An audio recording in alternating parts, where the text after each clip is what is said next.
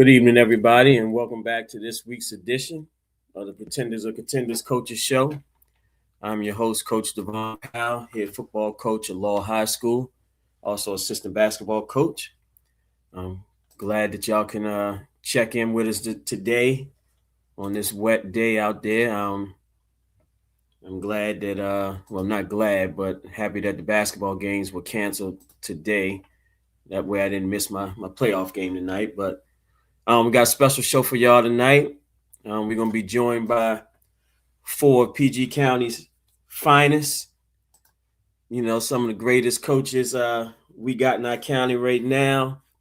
They do a great job with their programs and their teams, man. And like we've been advertising, we just talking shop tonight, man. We we're in the barber shop. We're going to talk about everything football-wise with PG County and elsewhere. And we're just going to have a good time. So just want y'all to sit back, relax, enjoy, and comment to the comments, ask questions if you need to. But I'm going to bring in my guest tonight.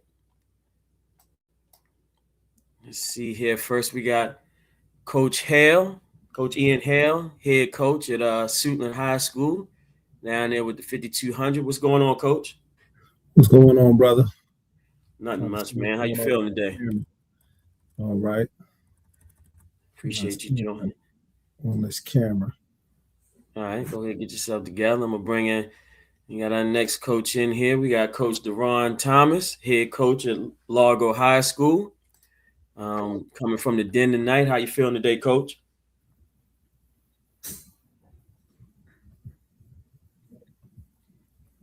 Can you hear me, Coach?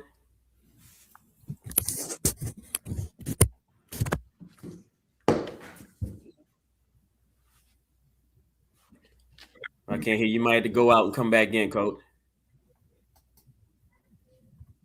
All right, I'm going to bring in my other coach here. We got my boy from down there in the land of the Pumas, Coach Steve Rapp, head coach at Wise High School. What's going on, Coach?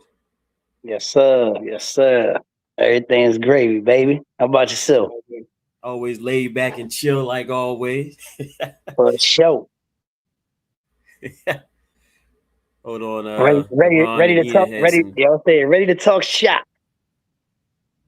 Right. Yeah, as soon as the fellas had to come back in, looked like they was having trouble. All right, there go Coach Hale right there. What's going on, Coach? What's going on, man? Finally got it working. All right. Ron had to go out as well. What's good, Coach? Got the piano in the background. Yeah, Got the virtual background going. Nah, man, that's your real life, man. Stop that. Yeah, all right. Right, we got all that money down there. Yeah. You gotta tell me where it's at so I can find it. No, man. You see, Deron had to go out and come back in. He was having some sound issues. And then I ain't seen Crump on yet. Come on, Crump, man. Come on, like man. He might be sitting at the Ebony Inn, like you said. I told you, boy, my boy wanted to do it live from the trap.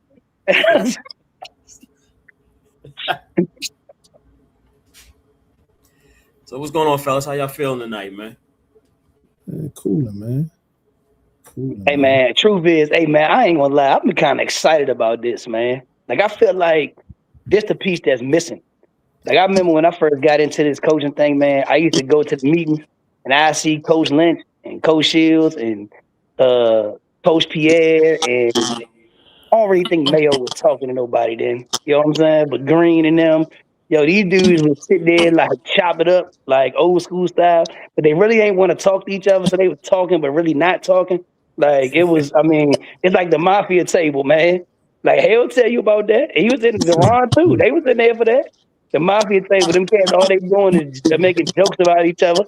You know what I'm saying? Like, and it's kind of like, hey, man, that's not really the vibe. Like, but it seems as though, man, we can get back to that, man. That's kind of, as a young coach coming in, boy, that's how I used to see it at the table.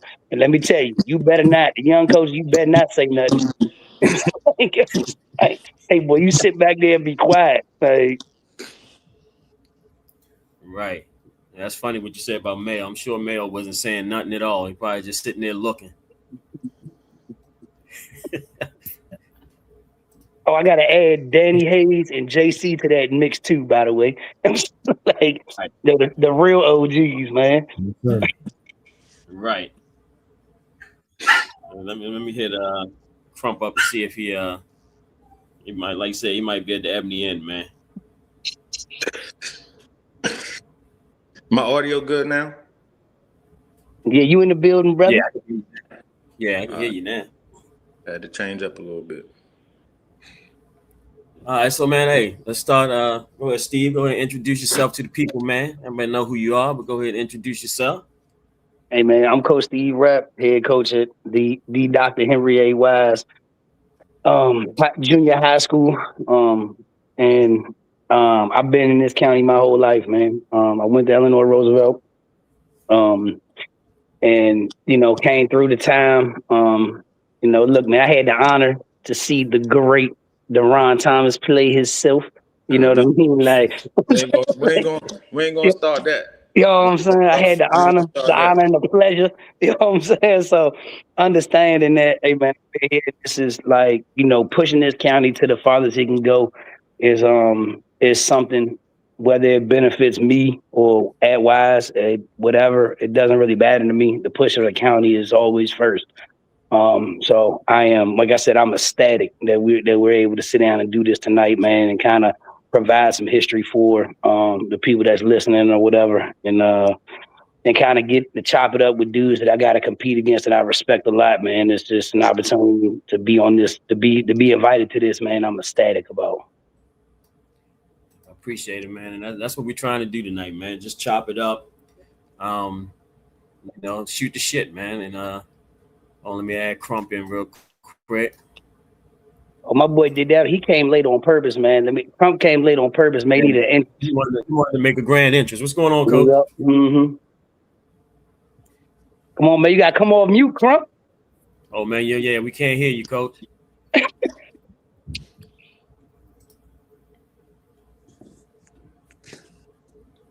You might have to do the same thing. You might have to go out and come back in.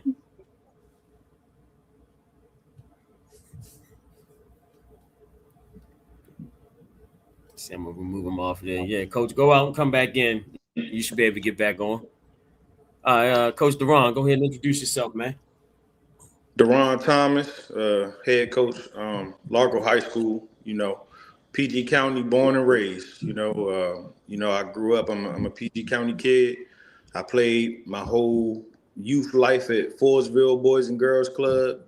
And then I went to Eleanor Roosevelt and played my high school career there. So, I was walking the hallways with Coach Steve Rapp, as he said before. And then sound like trouble. I had a lot. What a time! I had a lot of my youth league teammates that played at Suitland with Coach Hale, or I played against them when we went our separate ways in high school, and then started my coaching career in PG County at Wise High School before moving on over to coach at Largo. So I consider myself somewhat a PG County historian, at least for my era, and a little bit before me. So I'm excited about talking ball tonight and talking about some PG County football. I love PG County football. Gotcha. What year did you graduate, Deron? I graduated in 2003. Okay. Rapp, you was around the same time? 2001. Gotcha. Okay. All right, Coach Ian, go ahead and introduce yourself. Coach Ian Hale. I'm a Suitland alum. I graduated in 98. Played my college ball at Morgan State. As soon as I came out of school, came right back home and got into coaching right around 2002, 2003, and I've been there ever since. Gotcha. Yep. So, I think we talked before, like you was down. I graduated from law in 97. So we was around the same time frame. So you should have been on that. So just like squad when we played against Lamont Jordan that year, lost 14-12 down there, knocked us out the playoffs my senior year. So I tell people all the time, back in those days, Laurel, High Point, all those schools were good schools, man. Like it was dominant programs. Yep. You're right about that. The good Yeah, old days. it's crazy. Before you get to Coach Crump, so like, I used to go to a lot of DC football games because my uncles played at Anacostia back in the '80s, right? So that's kind of all I knew growing up. My first high school, my first experience at a high school game where PG County School was involved was like early '90s. I went to see Crossland. My dad took me to see Crossland and Gaithersburg in the state championship. That was the first time I saw a PG County football game. And then before I went to high school, just to kind of piggyback off what Coach Hale was saying, my second state championship game was Suitland versus Seneca Valley. Right, Suitland. It was, I guess, it was Coach Hale's team playing against Chris Kelly at Seneca Valley. Mm-hmm. After that, I was locked in. I was like, "Oh yeah, PG County, that's where it's at." I'm in there. You know what I mean? I remember that game like it was yesterday. Unfortunately, I do too. Yeah. Chris Kelly, man. Mm-hmm. See, we finally got Coach Crump on here. Coach, go ahead and introduce yourself, the OG of the group here. OG. Come on, man. You got to come on this mute, man. Still can't hear my man. My boy reporting live from the trap. Yeah. Can y'all hear me? Can you hear me? Oh, we got you now. Yeah, man. How y'all doing, man? My bad about the, being a little late. I was about to get comfortable on that couch, man. I was like, oh man. I don't know, man. It's one of them days today. But look here, my Coach Crump. I'm also an '89 graduate of Potomac High School. I never intended to come back to Potomac High School. It just kind of happened. But when it happened, I really found myself, really being able to be in the classroom and doing things like that, along with coaching football. So, I'm under Coach Eric Knightree. So, it was a journey. I don't know how y'all feel about it. But I was a low man on the totem pole when I first started, and I worked my way up to where I am now. Same for me. I don't know if y'all experiencing this now, but everybody want to jump in and be an OC. No groundwork, no resume. You know what I mean? So I'm really kind of like. And I do want to, give guys a chance to, be part of something. Like, man, that's a strong hold on me, man. Where your resume at, man? Did you work for this? You know what I mean? So it's a lot of time and energy going into this. But like, Coach Thomas, I can relate to you, man. All my cousins play for Anacostia. My family, you went to Anacostia or Baloo, and I spent a lot of time jumping the train track, going to the Anacostia games growing up. I thought I was going there, but my mom was like, nope. You know what I'm saying? So we moved across the line.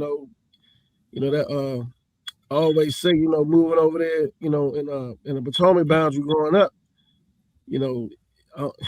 they just don't make neighborhoods like we pretty much all grew up in back then. Everybody was competitive, A lot of people don't know this, man. You know how we got this thing about people want to go to this school and that school, this school and that school, but like, man, you went to school where you was at, unless you went to private school, and it was just so much talent, man.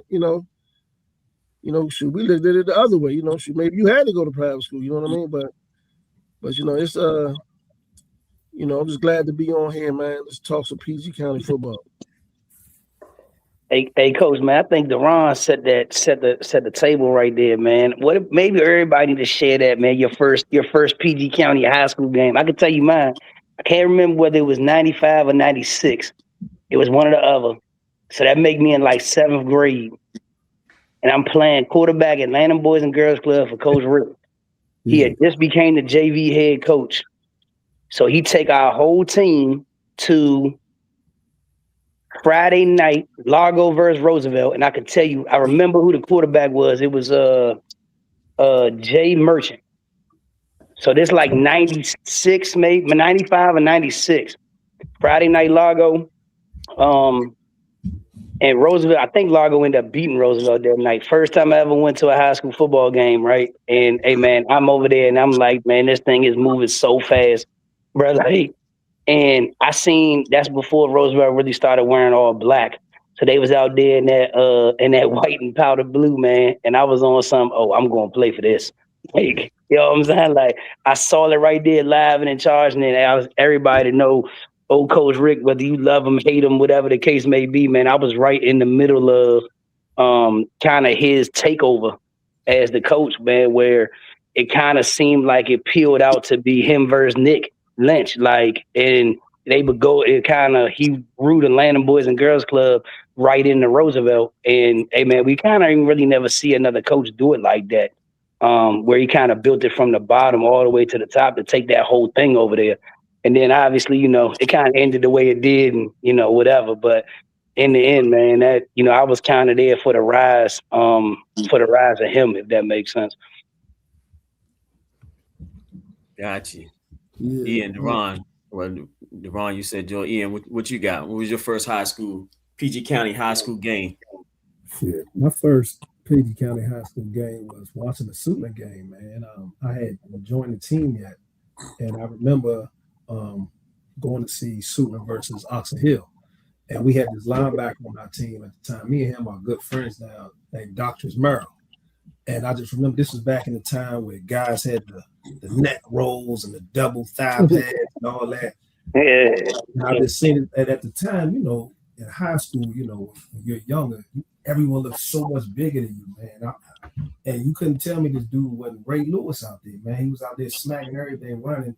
And, from then it was just kind of like a spark just kind of started, man.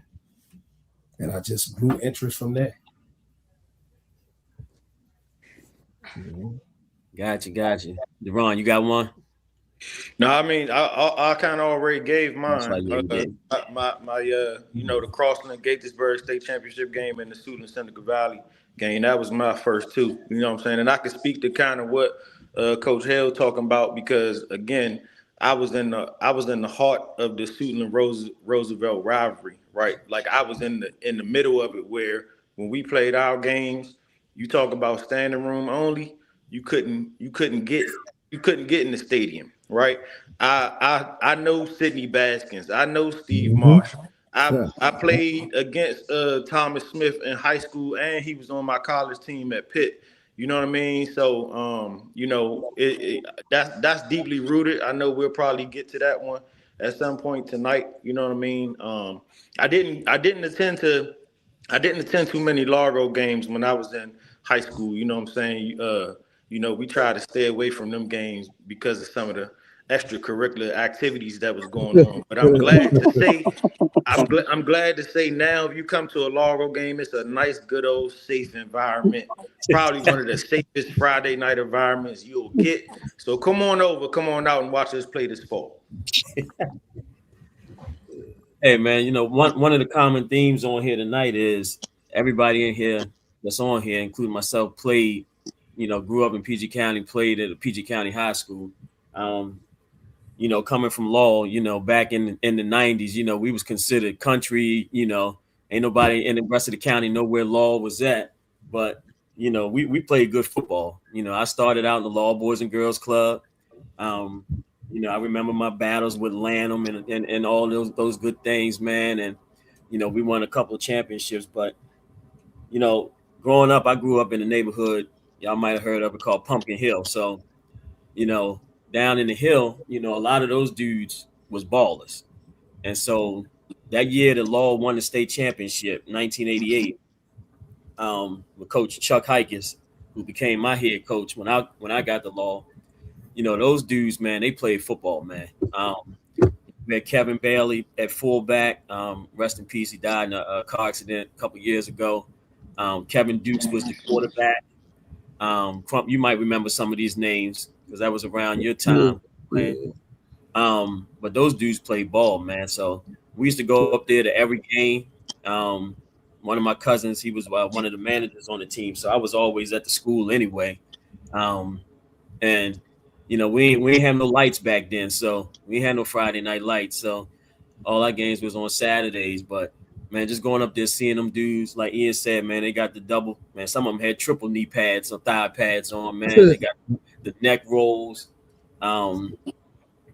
thick ass shoulder pads, man. Look like look like they had on 3 pair. And them dudes just used to play football, man. They used to just battle, man. And it was interesting because when I came out of middle school, I almost went to Rose. You know, I got into the science and tech program, but my mom at the time was like, "Hey, you go to Rose, you know, I don't know about you playing football because I don't know how you gonna get home from practice and all that stuff." I was like, "Oh, the hell with that! I got to play football." So you know, I went right to law with my boys, and you know, the rest is history. So. Yeah. So yeah, Coach. I remember those. I remember that team. They went on to win the state. They beat us that year. Then we beat them my senior year. But you know, they were still solid, but most of those cats was gone.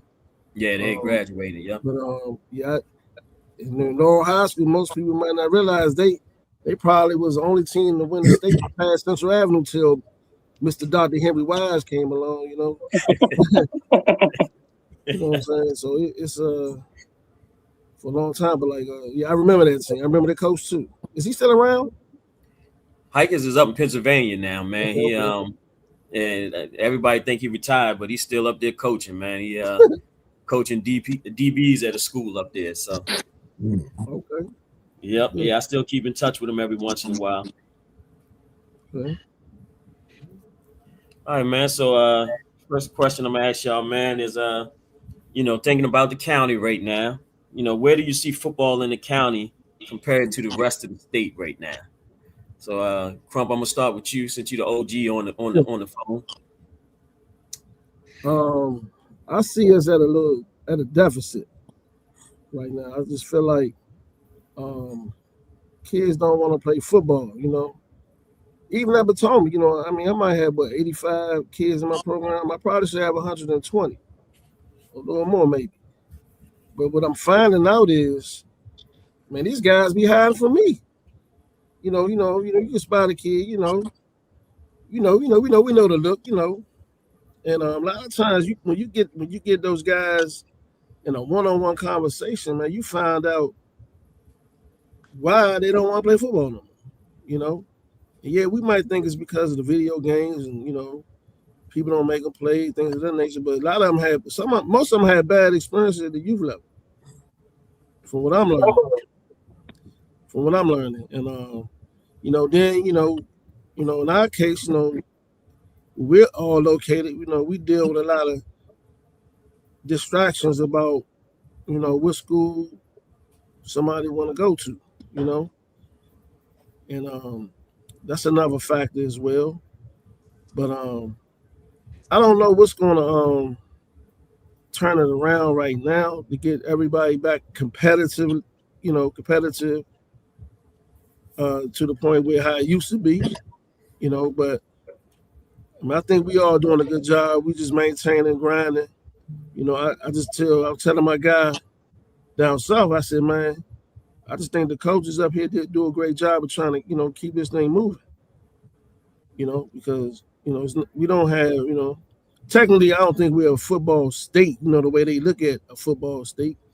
I think we got a lot of talent, of course, in this whole entire area. But, you know, collectively, you know, the way it's pushed in other states and the way, you know, it's hard. You know, it's just, we just got to find a way to get these guys back acclimated to playing football again. And it's going to take us to figure out something. You know, I don't know. I mean, and these kids living in the best time of their life, you know, play football and get paid for it. You know, that don't even move them right now. So, you know, I might be the oldest, but I don't know, man. I'm just like, I'm just trying to grind, keep what I got, keep working what I got, and do the best we can. Yeah, to piggyback on what Crump said, man, I'm finding out that a lot of these guys are burnt out by the time they get to the high school level, you know, playing fall and spring and, you know, so much ball before they even get to high school, you know. It's a lot of, you know, outside of the, like he said, distractions I got in my building as far as, you know, just, you know, coming of age and neighborhood problems and guys, you know, choosing different paths for their lives. But a lot of these guys are burnt down, like he said, these bad experiences with boys clubs and, youth coaches, by the time we get them, they kind of like, man, this is hard work. Well, I got a couple, and I know y'all probably had this problem. Couple 300-pounders thinking they point guards, and I'm like, come on, my man, what we doing here? Like, you are third team on the JV basketball team. Like, come on, man, you could really do something with your life, but it's tough. And right now, this is not I don't know. It doesn't seem like, not all of them. I don't want to say all of them, but a lot more than what we're used to of guys running from tough and adversity, as opposed to running towards adversity and trying to, test and see what they got and really trying to chase their dream. A lot of them just, like, I had a young man not too long ago. I asked him, he played JV for me, real good athlete, and I asked him why he don't want to play no more. And he said, Coach, I'm not going to go to the NFL. Like, so what's the point? Like, and I'm like, that was a crazy statement to me, because just the mindset and the era that I come from. And I'm like, what you mean? Like, first of all, how you know what's going to happen? Like, I'm going to always want to bet on myself, but that's kind of not the vibe and the way a lot of these guys think now, man. So, I try to, continue to talk to these guys and try to mentor these guys, even when they choose not to play, and, try to steer them in the right direction regardless.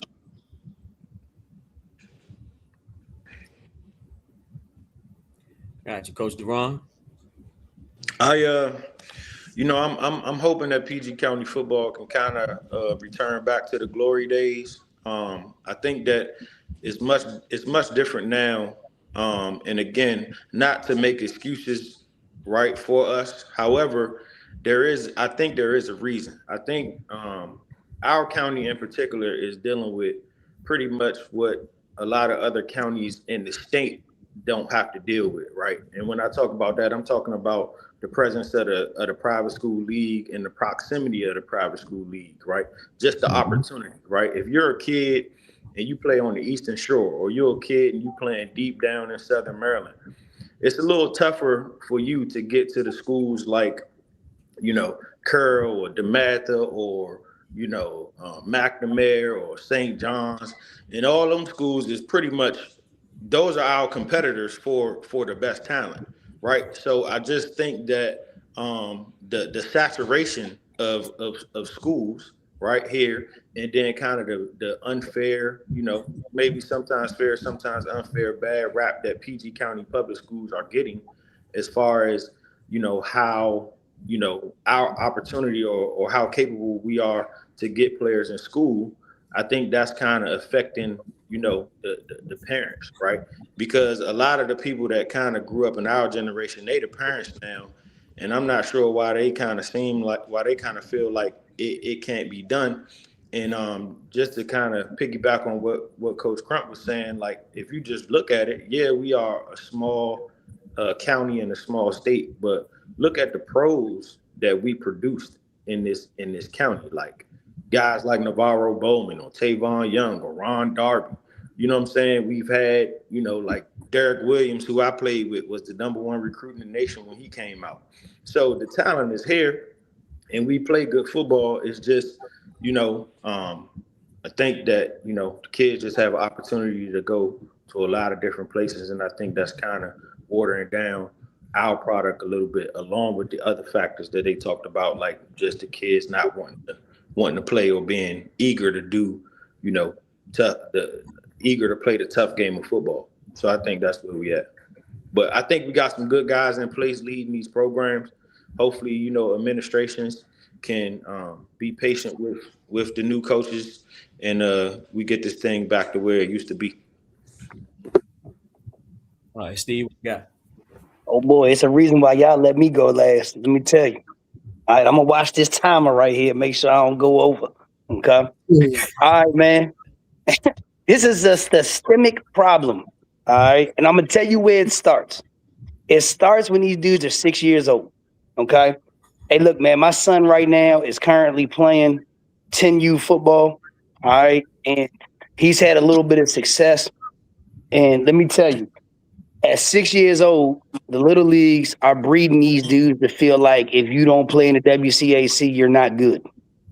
So from the time you're 6 to the time you're 14, son, you're beat over the head as a parent and as a player that if you can't make it at one of them schools, and it really ain't all of them, it's really the top 4 of them, right? That if you don't play at one of those schools, then somehow or another that amounts to you're not really that good. Okay. Now, hey man, well, how is that fair? All right. So now that's one problem. Okay. Problem 2. All right. When we grew up, and I'm pretty sure I know when I was playing, Coach Crump was coaching over at Silver Hill. So I know this, right? Hey man, when we played, right, it was pound ball in your neighborhood unless you was coming to Lanham. You know what I'm saying? But hey, that is what it is, kind of, right? But understanding that, hey man, if you ain't make that team at Lanham, right, then you gotta play on the B team. And it is what it is. Now today, when you don't make that team or your people don't like what you're doing, they go and start their own team. Yeah. So right now, son, like if we talk about Wise High School, bro, I don't even know where to send my JV coaches. We got 30 teams in the area, right, that practice around us, and I don't know who coming to me, who not coming to me. All right, so that's, you know what I'm saying? That's 2. All right.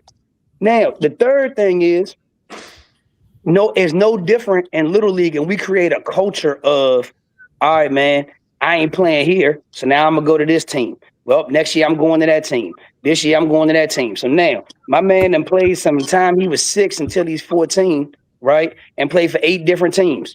So when he gets to 9th grade and he go to, and I'm Coach Hale, I'm just going to use you right now. And then Coach Ron, I'm going to use you. So it's not personal. I'm just saying this, all right? He go to Coach Hale as a freshman and he say, hey, Coach Hale, I'm going to play on your varsity, right? Coach Hale like, nah, bro, you a JV player. So he played JV 9th grade over there. He don't like that. He going to be at Duran next year. And he leave with no problem because he's been doing it for the last 8 years. So why do it mess up? He was trained up like this. You know what I'm saying? And then what does that do? Then his 3rd year, he's somewhere else. 4th year, somewhere else. Hey, man, you're going to get to college. Hey, he'll play. He won't play as a freshman. He'll be in the portal again. Then he'll be back in the portal. And you're creating this becomes a line of, hey, man, I can just watch the track record. Because when you get to this is trained behavior now. All right? So there is no, and I think that's where we win in our county, because I feel like the coaches that are in charge do a good job of presenting family, community, right? And we're together and it's us against the world and all of that. But how do you do that, though, when dudes are in and out every year? Or you're getting personal relationships with these cats. You're spending time with them in the weight room. You're helping them get faster. You're doing all of these things, man, 7-on-7, whatever. And then my man's he's out the door because he ain't like that he was a backup. Yep. Hey, man, you look at it at every level. If you don't have backups, you're usually not good. Like at some point, somebody's going to get hurt, man. This is a violent game, right? So if you can't create depth, you got problems. But, hey, man, depth means you got to be willing to wait a year or 2 years or whatever the case may be to where you get down there. And to me, that's where we lose it right now. Where, hey, man, I watch like Suitland. I watch them play every week, son, right? Hey, man, they good until they get to the 4th quarter because his same 12 people is playing, 11 people, 13 people is playing. But, hey, man, these dudes was there and we was building teams like what it used to look like. You know what I'm saying? Then now you hold up and it doesn't stay the same. One dude gets hurt and now, he down for 3 weeks and you got a whole different problem. So the difference is, to me, right? Hey, man, when you talk about where we are today, we're not seeing in our league consistently every week the high-end player because those dudes just ain't, if they're not ready to play right away, they're not coming anymore. You know what I'm saying? Like, it's the weirdest thing, but they're okay with sitting on the bench over there, but they don't want to sit on your bench or they don't want to come work through your process. Like it's almost like, it's very confusing, I guess is what I would tell you, because I don't understand. Like, I don't understand the mindset or the thought process, but that's where we are. And in our area, it's been trained up since the time that they were 6, because I ultimately feel like if we were better here consistently in the public school setting, that would also make the University of Maryland better. Because I feel like, hey, man, the public school kids really want to go to the University of Maryland, right? Where I can't say that everybody else feels like that. And it's like, hey, man, this problem starts at the bottom and rises to the top. Is not just a us problem, if that makes sense. How y'all feel about my take on that? Are y'all supportive of that? Y'all think I'm tripping? Like, how y'all feel about that? So now what I was going to say is, one of the things I was going to say, sticking with the youth level, right? And I coached on the youth level for years. You know, that's where I started at the Boys and Girls Club. I went to grassroots, you know. When PG County the youth league fell apart, right? Because everybody stopped. They didn't like the boundaries, right? No, first thing was weight. They didn't like weighted football. So they wanted to have, you know, the big boys play wherever with their age group, and that switched. So that started to decline in the youth football realm, right? And then when these travel teams started popping up and the new league started coming into play, and now, you know, instead of all my law kids staying in law and playing for Law Boys and Girls Club, now you got some of them going down to Upper Marlboro to play at Upper Marlboro. They going down to the Maryland Heat to play down with the Maryland Heat. They going out to Baltimore to play with the Baltimore Stallions. Like, everybody starts moving around, and then the Boys and Girls Club league just fell apart. I mean, it's still there, but it just wasn't like it used to be. And so that was the start of it. And then, like, you got the coaches, like you said, Steve, the coaches are preaching, hey, you got to go to these top 4 schools or you're nothing. And then you touched on it a little bit, like, now you got kids stating, and the coaches are telling them, oh, well, if you're not going to private school and you going over to law, you should be on varsity as a freshman. Like, you should be starting on varsity. Your ass can't even get in the 3-point stance. So how you come to me and you ready to start on varsity and I can't even put you in the 3-point stand? So or bench 185. Don't leave that out, by the way. Right. Can't lift weights, can't get out your own way. Like, it's crazy. So, and then in my case, and you know, I don't care what I say about my kids. You know, kids in law, you know, they think they fake thugs. You know, they fake thugs. But if I was to go drop their ass off in Southeast, they wouldn't know how to get them find their way home. They shit themselves. But they think they thugs, and now they don't want to play football. You know, it's cooler to walk around the hallway, and I'm not even gonna say they're not even chasing girls. They chasing each other around the damn hallway. Like, so that's better than playing football, which, you know, I don't understand. That's another thing. I think our males have low self-esteem, and I think they've been emasculated. You know what I mean? So, you know, I can get 150 girls play football right now between. I mean, I also think structure goes into this too. Like, I could tell you, like, at Wise, man, we got things that happen right in the building that, hey man, is not acceptable for the football team, right? Meaning, like, hey man, if your pants are below your waist, that's 50 push-ups in the hallway. You got a ski mask on, it's mine. That's 100 push-ups. You got your hood on, a hoodie in the building, that's 100 push-ups. That's mine. Like, these are things that the structure now, right? I'm preparing you for life because, hey, y'all know when you sit in these college meeting rooms, you ain't gonna have a hoodie on. You ain't gonna have your ski mask on. So if you don't prepare these cats for what they're going to, right? Hey man, you're setting them up to fail to begin with. So it's kind of like we're always working on a first impression mode. So you get one chance to make a first impression. Y'all know, hey man, these college coaches come. Sometimes they call you, sometimes they don't. Sometimes they just pop up. And you randomly walking through the hallway, though, I don't want to see this dude. One of the dudes he coming in to see with a ski mask on, bro. I just don't. That's not, you know what I'm saying? There's no way I can make an impression that way. So I feel like we're fighting from the inside out in a sense where we're trying to help raise young men as a unit. And I think that, hey man, we get combined with, for lack of other words, select people. Like, if you're paying a fee to be somewhere, you're going to do things differently than the dudes that just got to come, if that makes sense. So it's not, we're not talking about apples and oranges here. I mean, I'm sorry, we are talking about apples and oranges. We're not talking about apples and apples. So I think that's a little different, man. Like I said, I think we all got different problems, son, and our different problems are one and the same. Like, where Coach Hale might deal with something, right, being where his school is located, that you might not deal with at Bowie, or vice versa. Like, that's why when I talk about Wise, I feel like Wise is the realest part of life, because you got dudes in your English class that live in a $1 million house with a 3-car garage, And then you can go to your math class and sit next to a dude that lives in a Section 8 apartment. Like, this is the realest part of life where you're dealing with all ends of people, right, in one building, where you might get that confused when you come riding past and see horses out front. You know what I mean? Like, so it's a different dynamic in every building in our county. And now you got to figure out, all right, what's your dynamic as the head coach, and how you going to make this place better to try to get these kids out. But like, all of us as a whole, I think it starts with the numbers. So we got teams that, hey man, they got 120 in the program, and we got teams that got 26 in the program. Like, it's weird, bro. Like, I don't really know. Like, if you ask, I don't know how to fix that. I don't. Like, well, I ain't gonna lie, I'm gonna stir the pot with this, but some of these guys got to coach better too. Oh, I'm with you. We got all the same problems, but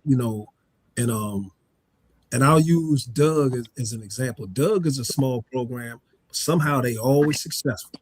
They always doing the little things and always in the championship run and all that kind of stuff. So not having the numbers per se may not always be the reason why things are successful. Sometimes we get some coaches, we know the guys that's guys, and we know the guys that's fly by night guys too. And you'll watch the film on a guy that you're studying. You like, man, why would they do that? That doesn't even make sense. Like, they putting the kid in a bad position, this, that, you know what I'm saying? So when you have a number of those kind of coaches, it doesn't create parity amongst the league. You know what I'm saying? So, and that's also part of our biggest problem. It's a top heavy league as a county. You know what I'm saying? There are the teams that everybody knows, and then there's the other guys. You know what I'm saying? And we got to get more coaches and I know I'm, preaching to the choir. I don't even know what I'm saying. But we got to get more coaches that really love this, man.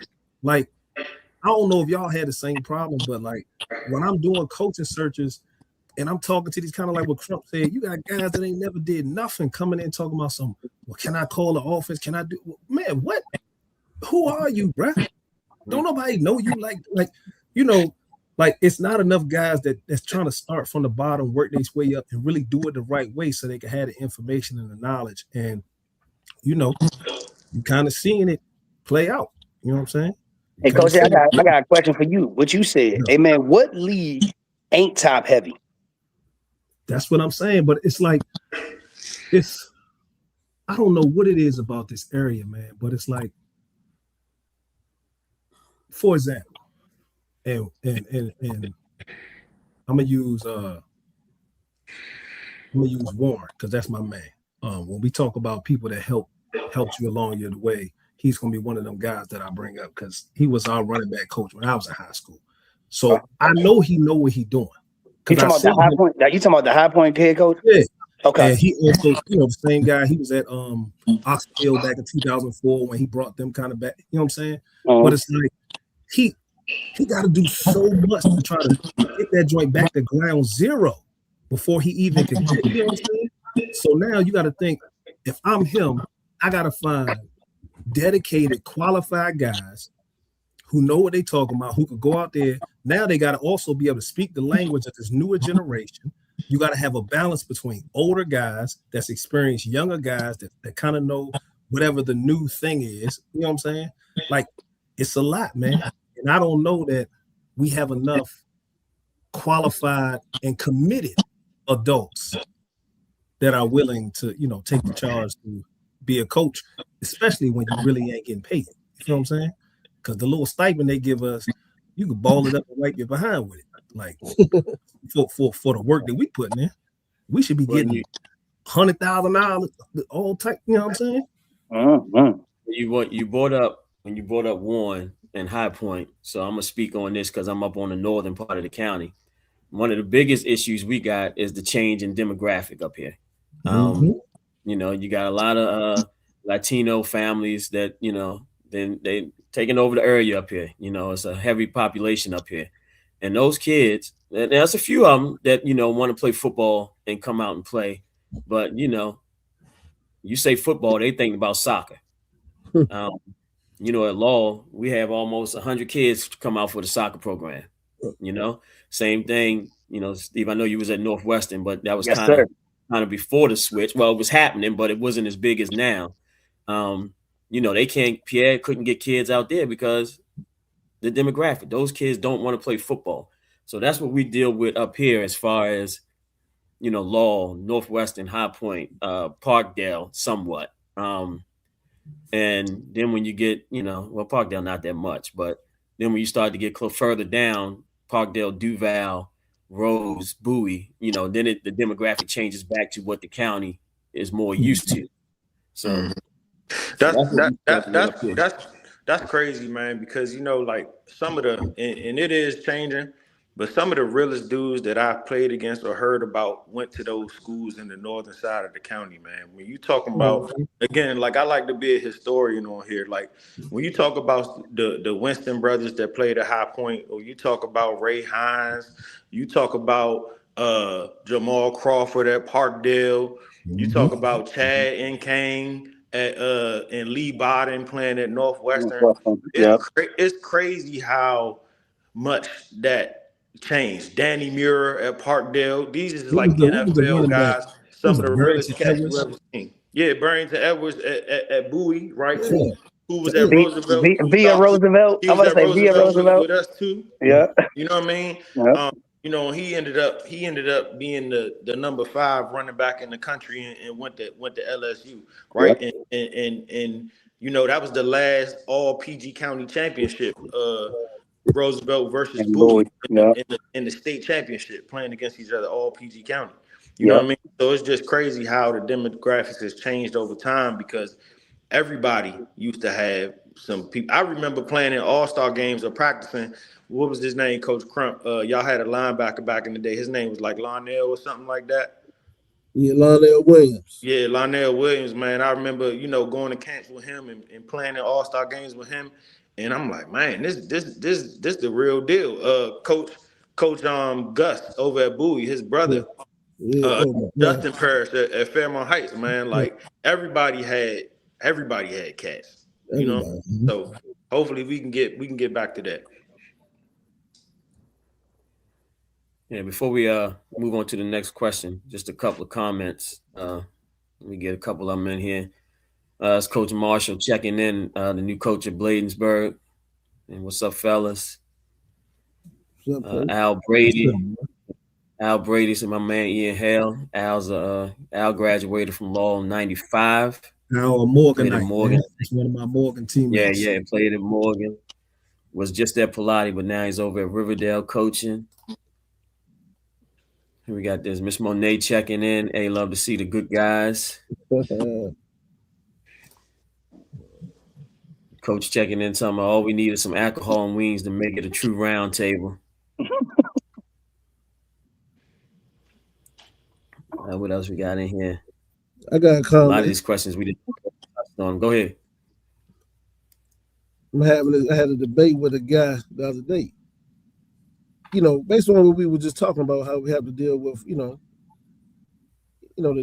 private schools, because our proximity to them. I said, well, the Baltimore kids probably more loyal to their public schools than we are. I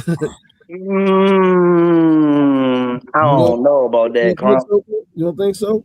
I don't know about that, because I would tell you that I bet you if you track the youth kids that are high end out there, I bet you they end up at St. Francis. That's cool, but what I'm saying is still another level of kids that are staying in and they're playing. Those teams are pretty, got a nice roster number. Well, also, the rules is a little different out there. Yeah, for sure. You can keep more kids when they only need a 1.0. And they got true open enrollment where if you're in the city, you can go wherever you want. Just like, you know what I'm saying? So, you can get there. Yep. Okay. But I think that shit's really the haves and have-nots too, man, where, with scholarship money in the sense of who gets what versus where they go as well. Right. Okay. So let me ask y'all this question. Do y'all think that the administration in PG County, in-house and overall, supports us and allows us to do the things we need to do to be successful. I'm bowing out on that one, gentlemen. No, you ain't bound out. We talking. Yeah, man. I got the best principal in the county, son. Shout out Dr. Watson. I mean, as far as in-house, you know, I think the administration of Potomac always been pretty good with us. You know what I mean? So, I mean, like I say, you know, I think, you know, it's just that is a great thing when you got administration behind you. That's all I can say. In-house. I don't know about these cats out the house, but in-house is probably the best we're gonna get right now, you know, in terms of expectation, you know. So that's what, you know, that's I'm cool on because that's all we got. So if they in the house and they doing us right, I'm good with them. So let me preference this in there. When I say out of house, I'm talking about, you know, the head of county athletics, that area there. Like, cause I had a conversation today, and I've had it in the past as well. Like, one of the things that baffles me is with this county is, and like you said, Crump, in-house, my principal, my AD, we straight. I ain't got no problems there. What I do have a problem with is, okay, the transfer policy, right? So we got kids coming in from out of state. All right. Use this example. It ain't got nothing to do with football. You got a kid that's transferring from California, right? They play football. So just coming into school. And, you know, the transfer policy states that our ADs got to contact their school, get all this their former school, get all this information from them, and they not eligible until that information comes in. So you contact the school out in California, and the principal does their part, but then the AD doesn't respond or send anything. So why should that kid have to suffer because a former school, you know, just got a guy that's just lazy and don't want to, you know, fill out the paperwork that they're supposed to? How can we put that kid's eligibility on the line for another school district not doing their part? You know what I'm saying? Yeah. So when I'm talking about outside the building, that's the kind of stuff that I don't like dealing with our county and our athletic program. Yeah. You know, getting a kid from out of town, it can be tough to get that information. I know I dealt with that. You know, I'm like, is the school open? You know what I mean? It was a Texas school at that. I'm like, I just think at the county and the state level, we just gotta change and get with the times. You know what I mean? I think some of the policies and stuff is outdated. You know what I mean? We all about trying to help the kids, right? As coaches of our programs, we trying to help the kids. We trying to help the kids get in school. We're trying to help them with their, you know, development, right? And I think some of the rules in place kind of prohibit that, especially when you have other states that or counties that don't have to abide by those same rules that put our kids at a disadvantage, or, you know, put our kids kind of behind the eight ball, if that makes sense. You know what I mean? That's my main thing about it, right? I just think that, you know, we just want to be heard, right? I would like to kind of sit down and try to, you know, iron out everything that's going on with the transfer portal, everything that's going on nowadays with recruiting and how hard it is to get these, you know, guys in the school, right? Because we can't afford to have kids missing 1 or 2 games in a 9-game season because they waiting on a clearance for a transfer, right? Like, this game film is precious. You know what I mean? Like, you gotta go out there. You need as many opportunities as you possibly can to showcase yourself and make some plays. And like I said, at the end of the day, the goal should be to help the kids, right? And what's gonna be of a benefit to them. I agree, man. Some of the things are outdated, but also, just as men, we got to make sure that, you know, we on point with some of our practices, because just like any rule that's in place, if somebody going crazy abusing it, it causes an overreaction of correction. You know what I'm saying? And I think, in those mid 2000s, it got kind of wild out here. You know what I'm saying? And there was been an overcorrection kind of ever since. You know what I'm saying? So yeah, maybe it's a meeting of the minds, and maybe us coming to the table with those that make those decisions, and kind of showing them the data and the information of how this open enrollment is helpful to these young guys. You know what I'm saying? So for example, like a situation with, I ain't gonna say my school, let's just say certain schools, you may have two neighborhoods that's in a beef. You know what I'm saying? I want to play football and I gotta go to this school, but I'm beefing with this neighborhood. I can't do nothing about what's going on in the neighborhood. And you're forcing me to go to this neighborhood. And this guy is on this, you know what I'm saying? I should be able to at least have some kind of exemptions to the rule to be, hey, I need to go over here because this, that, and the third, and this was going on. You know what I'm saying? So it has to be some kind of common ground, some kind of sit down where we could kind of get this thing ironed out to, like you said, bring parity back to the league,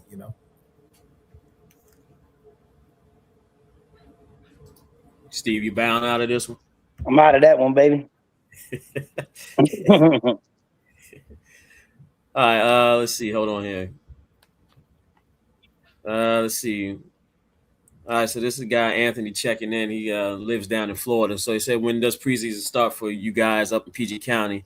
Because down here in Florida, it starts at the end of March, depending on what region you're in the state. That's kind of what I was talking about. More so than the transfer policy, I was talking about like spring evaluation period, right? Other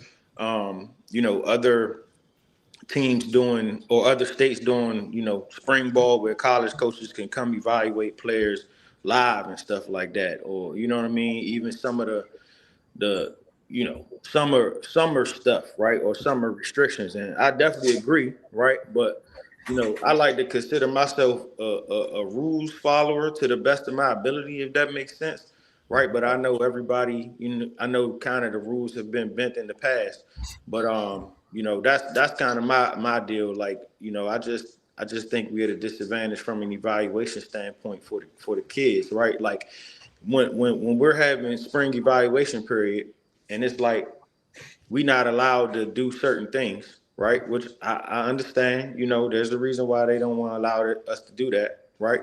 But then the college coach could leave our school and go to DeMatha and see the guys running around playing 7-on-7 or doing something a little bit more organized. Then who you gonna recruit? You know what I mean? That's my deal. Even from a facility standpoint, like I just wish everything was even across the board and level, right? There shouldn't be some schools with, a top tier weight room, and some schools weight room is trash, right? Or you shouldn't have some schools that have beautiful turf fields and stadiums, and then you got some schools that's playing on dirt and rocks. You know what I'm saying? That's what I'm talking about. Like, I ain't taking no shots at nobody, and I know that a lot of it has to deal with funding, right? But that's my thoughts on it. Hey, I'm gonna tell you, gentlemen, just so y'all know, man, I bring this up every year at the state level. We're never gonna have spring ball in Maryland because technically the state sport is lacrosse, and they're not gonna do anything that affects them lacrosse players coming out of lacrosse. And because lacrosse is played in the spring, and man, that's when spring football will happen, and that's why we ain't never gonna have spring ball in Maryland. So, I mean, they bring it up in the legislative deal like every other year, and it gets voted down unanimously. So, just so y'all, I mean, you know what I'm saying? I'm not going to tell you. I'm just telling you that's what they tell me at the top. I bring this up every year. That I even went on some, just like Virginia, in the sense where, hey, it don't have to be fully padded, right? Hey, man, you could just do helmet and shoulder pads and just teach tackling. Where, you know what I'm saying? Where we're pushing a safety thing, like. But once again, bro, I don't, you know what I'm saying? Like, that's something that at the state level, they're just not interested in hearing. Yeah. Gotcha. All right, let's move from this part. All good points, but You know, we got a little serious there. Let's get back. Let's get to having some fun on here. All right, so we'll start with you, Coach Crump. So again, because you OG, I'm gonna go with you first. Give us one of your most memorable moments in the county as a coach or a player. Oh man, I would say one particular year we were 3A, so we wound up playing Oxon Hill, and at that time when we had a real playoff system, in the regional final, and that particular year we played Oxon Hill in the first game, and they beat us the first game of the season, and they went on to go undefeated the entire year. Craig Jeffers, he rubbing it in subliminally. He rubbed it in. He having fun. He even beat Flowers in the mud. I said, what? I can't wait to play them again. And I think we played them in the regional final at Oxon Hill on one of the most beautiful November days you ever could have. And we wound up beating them in triple overtime. And that was one of the things we didn't even shake hands. They was 11 or 12 and 0 at the time. That was the only loss of the year. I don't think they played y'all that year, Steve. But that was one of the most memorable times. I had a couple of them, but that was satisfying. As assistant coach, we went to the state championship 3 years in a row. That was a wonderful time and Tommy history. Finally winning it, we was on the cuffs of going before that, but the sniper shut us down. We missed one of the games. That was one of the teams that was getting better and better each week. But by us missing one of those games, and I think we might have lost somebody. It put us out the playoffs. Back then when you had to be almost perfect to get in. So just to see the guys build that, and then again, a lot of the skill guys, matter of fact, I would say all the skilled kids played for me at Silver Hill. So that was a thing. You had those guys going from here to there, and that it was easy, you know what I mean? Because you had those kind of guys, you know what to expect. You can gauge their potential from the time they left youth ball to high school. We had a lot of fun, a lot of success with those kids, to this day, back then. Gotcha. Ian, what you got? For me, one of my best memories as a coach was way back in 2006 in the championship game. And we was playing Sherwood in the championship. And, by the rules, we was getting skunked off the sticks. It was, I think it was like 21-0 in the first quarter. Like everything we thought they was going to do, they did the complete opposite of what we thought. It was a complete obliteration. And I had never seen, and probably haven't seen again, a group of kids that were just so unbothered and unfazed by the moment. And I didn't see anybody pointing fingers at each other. Nobody was arguing. Nobody was upset about nothing. And just offensively, watching Coach Lynch just go in the zone. Because in that game, he called the offense. Like he wasn't listening to what nobody was saying. He called the offense and just watching them jokers just steady, chop, chop, chop, chop, chop, chop, chop, get back in the game and wind up winning the game. And I don't know what it is now, but at the time, I think it was like the greatest comeback in Maryland championship history. But like, it was some mess you seen on TV. Man. I ain't never seen nothing like that before, where you just seen like a group of kids they just stuck together the whole time and just kept balling. And even when we thought we was getting back in the game, Sherwood would score again. You know what I'm saying? And it was just guys just staying together and just chopping back in. And we was able to pull out that victory, man. That was one of the, and I've seen some good games after that, but that joint was some mess you see on the movie, man. Yeah, I was there. Yeah, that was, and it was cold as I don't know what. I ain't never coached a game that was cold in my life. What you got, Deron? Man, so many. I think you said as a player. As a player, I keep it short. I just remember my junior year.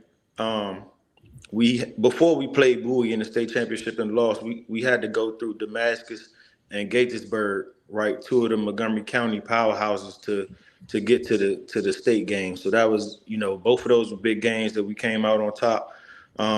But as a coach, right, there's a couple that come to mind. A couple years back, we played Sparrows Point in the second round of the playoffs up there. They were a higher seed than us. We were down by like 3 scores going into the fourth quarter. We ended up battling back and winning the game, to get into the state quarterfinals for the first time in, probably 20 something years, right? And then we ended up being able to go to the state quarters 2 consecutive years. And that following year, we opened up the season with H.D. Woodson, who was coming off of 3 straight Turkey Bowl appearances as a coach. And, nobody gave us a chance, right? I was getting text messages like, man, y'all playing H.D. Wilson. What you thinking about? Like, man, y'all going to get smoked. And we end up, winning the game, man, on our home field at Largo. And that was a big time win. Me and Coach Crump had a couple battles here in recent times that I remember. I remember, him beating us 15-14. When I thought we had him, we tried to take a knee in victory formation, and we fumbled the snap in victory, and they recovered it and kicked the field goal as the clock was running out. You know what I mean? So then we came back and played another overtime game. So it's been a lot, but I say the H.D. Wilson and the Sparrows Point game. Those probably my best two. What you got, Steve? Boy, oh man, it's a lot of them coaching, bro. I guess I would say the 2016 whole year. I mean, hey man, I haven't coached a better team, a better unit. Like where dudes that loved it. Like you showed up every day. Practice was harder than the games. Hey man, these cats competed at a ridiculous clip. Like that's Jabari Law's senior year. And hey man, I can tell you day in and day out, man, it was a joy. Like I used to be excited to go to practice with that unit. And then I would tell you, hey man, the first game against Douglas, my first game at Wise, at the Sports and Learning, man, that was mayhem, bro. They shut down Sheriff Road, right? They didn't send us a bus. Hey man, we had, oh my God, so it was mayhem, bro. And then we ended up, I think we was down like 14-0 at halftime or something, 12-0, something like that. Ended up winning the game 13-12. It was like, it was the band mayhem. And that kind of set the tone for that year or whatever. But yeah, man, I think there's a lot of them, bro. Coaching elite players and being in situations that, just kind of where you're around guys, man, that love the game and they want to be fed the game constantly, man. There's more of a joy than anything else. Gotcha. Well, me, as a player, I got a bunch of them, but I'm not even going to get into all of that, man. But as, coaching, man, I think that can't even remember the year it was, but it was during Mayo's time. I was head coaching the JV at that time and helping out with the varsity. And we knocked off Flowers 7-0 that year. I remember that, boy. Yeah. And, man, for Coach Mayo, man, it's like the kids, the way they went out there and played for Mayo that day, and pulled that game out for him, man. I'll never forget that moment, man, because y'all know Mayo. Mayo don't show no emotions, man. Mayo, he tight to the vest, but he even cried that day after the game, man. And it's that's one of the moments that I always remember, man. And just being on the sideline, that man, and before the clock hit 0, man, I had people texting me from everywhere. Man, y'all just knocked off Flowers. Y'all just knocked off Flowers. Now that was a down year for Flowers. That was they had a down year that year, but just for them kids to get that win, y'all always remember that one there. That was a great game there, and my son was on the team, so that made it even better. So, so going back with the memorable moments, man. Like, all right, let's start talking about some of the players, man, that y'all came against. That you either had the game plan for, or you got the witness on your team that was just, game changers, man, just electrifying when you seen them on the field. Let's talk about some of them. And you ain't got to stick to one. You can talk about a couple. I ain't got no time limit tonight, so for we me, on here till you're tired. So Crump got good sleep. For me, one of the toughest guys I had to game plan for as a coordinator was the kid Antoine Brooks that played at Duval. Like, he just was. I mean, he was just better than everybody. So, like, schematically, it's frustrating because I know everything is where it's supposed to be, but like, what I'm supposed to do, he stiff arm the guy to the ground and spin move off this guy, truck this guy, and it's funny because I don't even want to share this, but I'm gonna share it. We had a rule at the time: don't taunt him, right? Because he was one of them kids that if you say something to him, he gonna raise his level, and your guy may not necessarily be able to get to that level that he about to go to. And I remember a specific story. I had seen him in the weight room at Gold's Gym over the summer, and I had talked to him about some things. And I remember, and this was after his sophomore year, we had beat him twice, in the regular season and the playoffs. And that was the year we went to the States. And I told him, I said, "You'll never beat me, Slim. Like, I don't even know what." And I just remember the smirk he had on his face. It was just like, who you think you talk like? And I'll never forget, we played him at Duval, and we was running some kind of bootleg, and we was running a comeback. And I remember this joker from the middle of the field and came and picked that joint off and just gave me this little look as he caught it on the sideline, like, remember what you said? Like, he got me. But like, yeah, he was one of the ones where, I mean, you just did your best. You just did your best.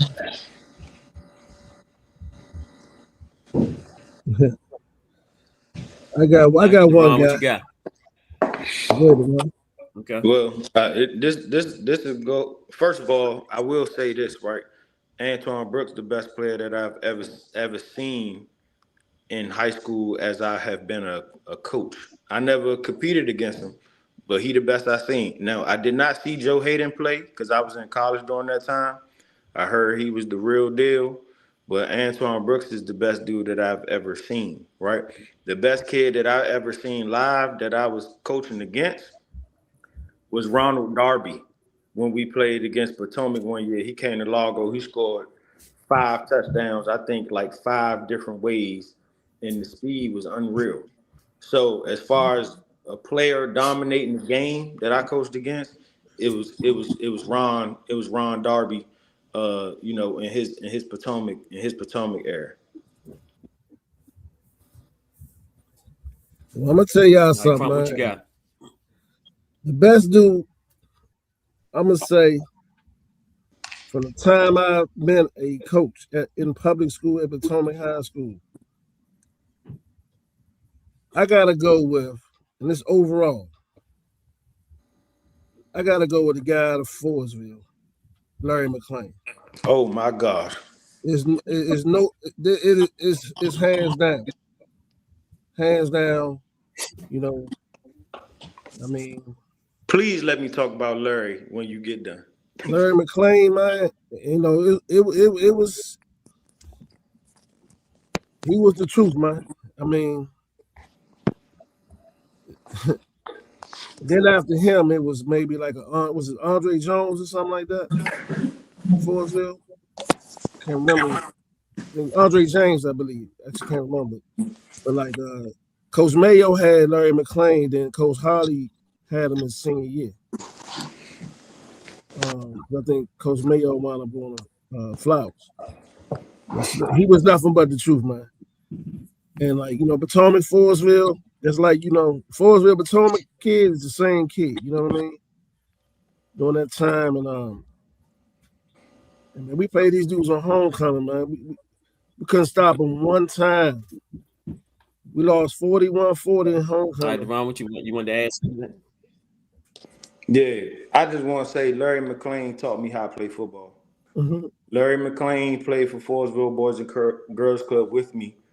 Forestville at the time, we were a bad program, pretty much, right? Or we were an upstart program, Forestville Boys and Girls Club.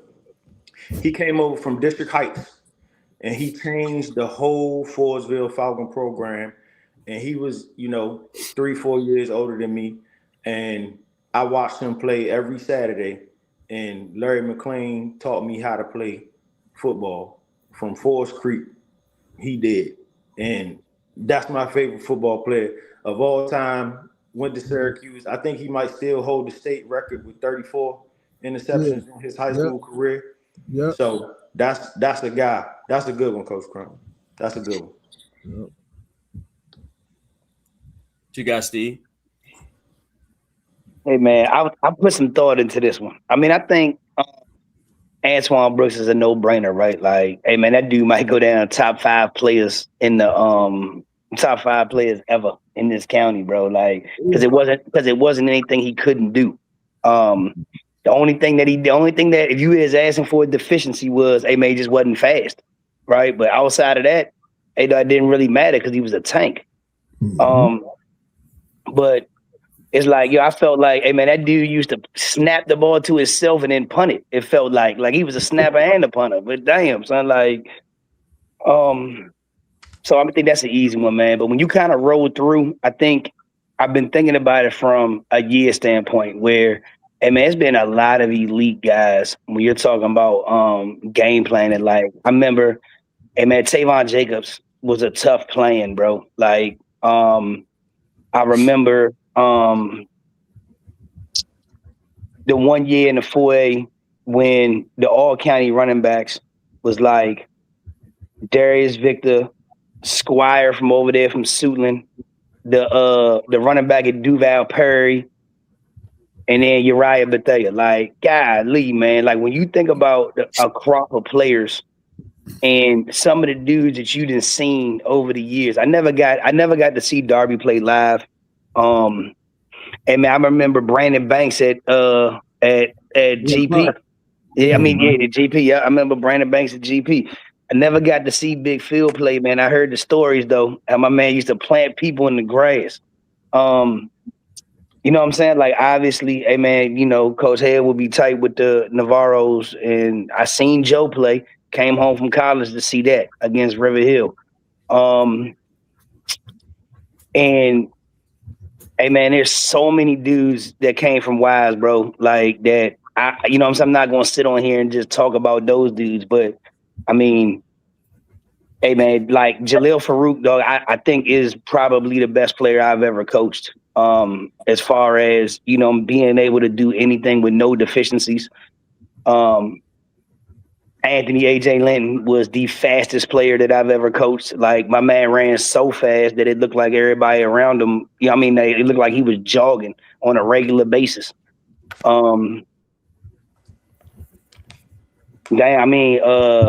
Big Antonio, man. My man won Zep Player of the Year as a right guard. When you ever seen anything like that happen? You know what I'm saying? Like, when you think, because I think we all turn into, hey man, you just look at skill players, or you talk about John Docker, or hey, what's the dude that the DM from y'all, Coach Hale, the one that went to Shepherd, ended up at Shepherd. Yep. Oh, unblockable. You cut the tape on, and you like, don't even matter, bro. Y'all can go triple team him. It don't matter. Like, you know what I'm saying, like, bro, my man,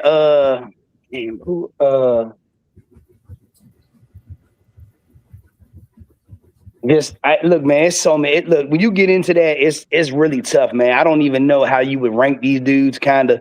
But when you pop the tape on, right, and that's what I think we all want to get back to. Where every week you popping the tape on and you seeing 2 or 3 dudes jump out, but you like, oh man, it's gonna be one this week. I think about some of the Mayo Flowers teams, man. They had some players. They used to be huge, like, yeah, Omar.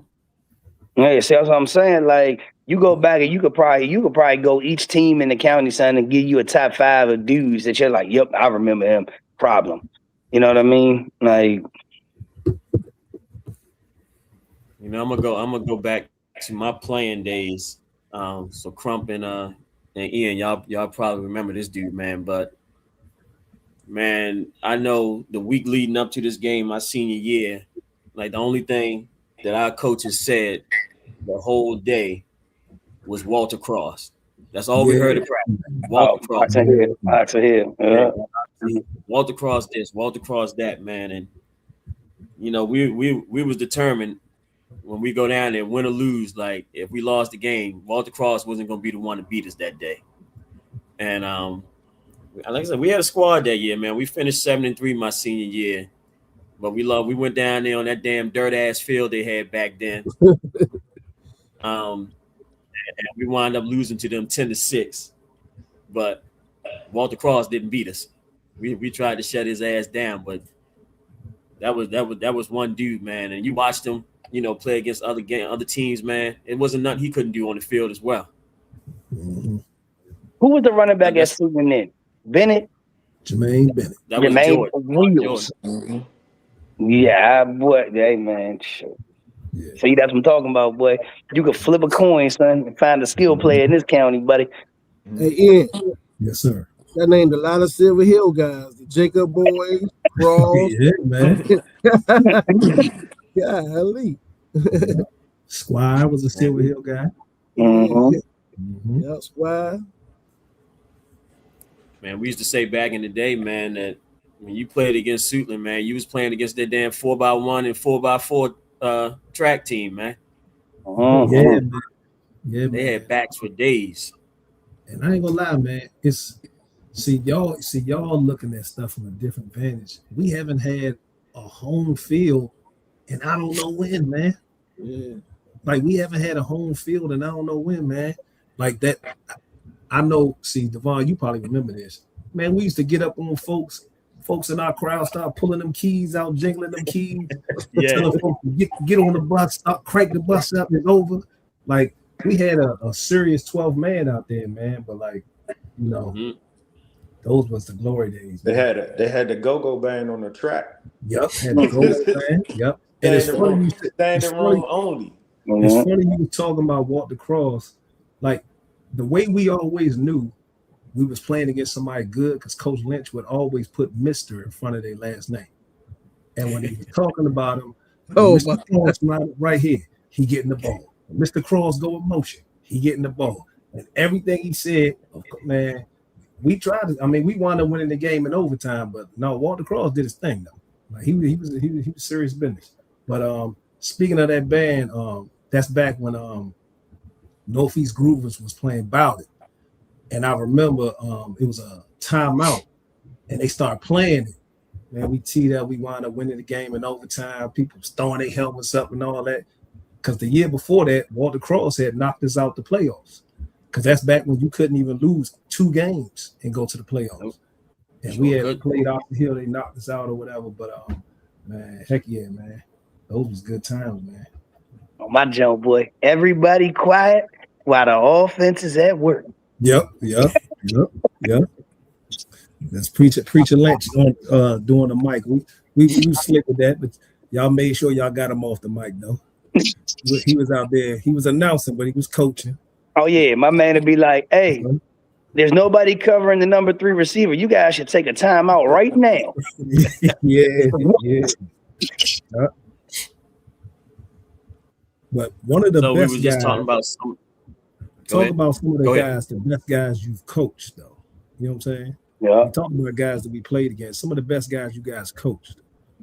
Jabari Laws for me, man. Jaleel Farouk. best guys. I say Corey Dyches is one of them. Mhm. Ooh, good one.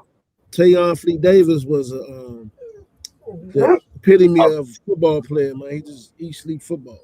A problem. He was fun. He was fun at practice. Everything. Just competitive. Shit, Crump, he was just as good at linebacker as he was at running back. Shit. I got a few guys. Obviously, guys talk about Navarro, but I've had a string of linebackers, man, that I really, really like. One coming to mind, young guy, Anthony Jackson, we had on our 2013 year. He was an all-Met guy. Yep, he was good. And then the even more underrated guy I had, I believe this was 2018, a defensive tackle, a nose guard. This when we first went to the 34, this kid named Munchie. And he was a shorter guy, stocky guy.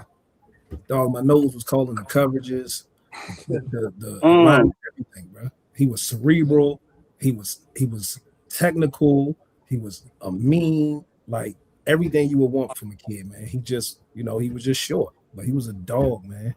And I've had so many guys like that, underrated guys that just came through here. I'm pretty sure, you guys have had guys like that where, they may have been underrated, but, in your heart for what they gave you out of your system, they was, 5-star to you.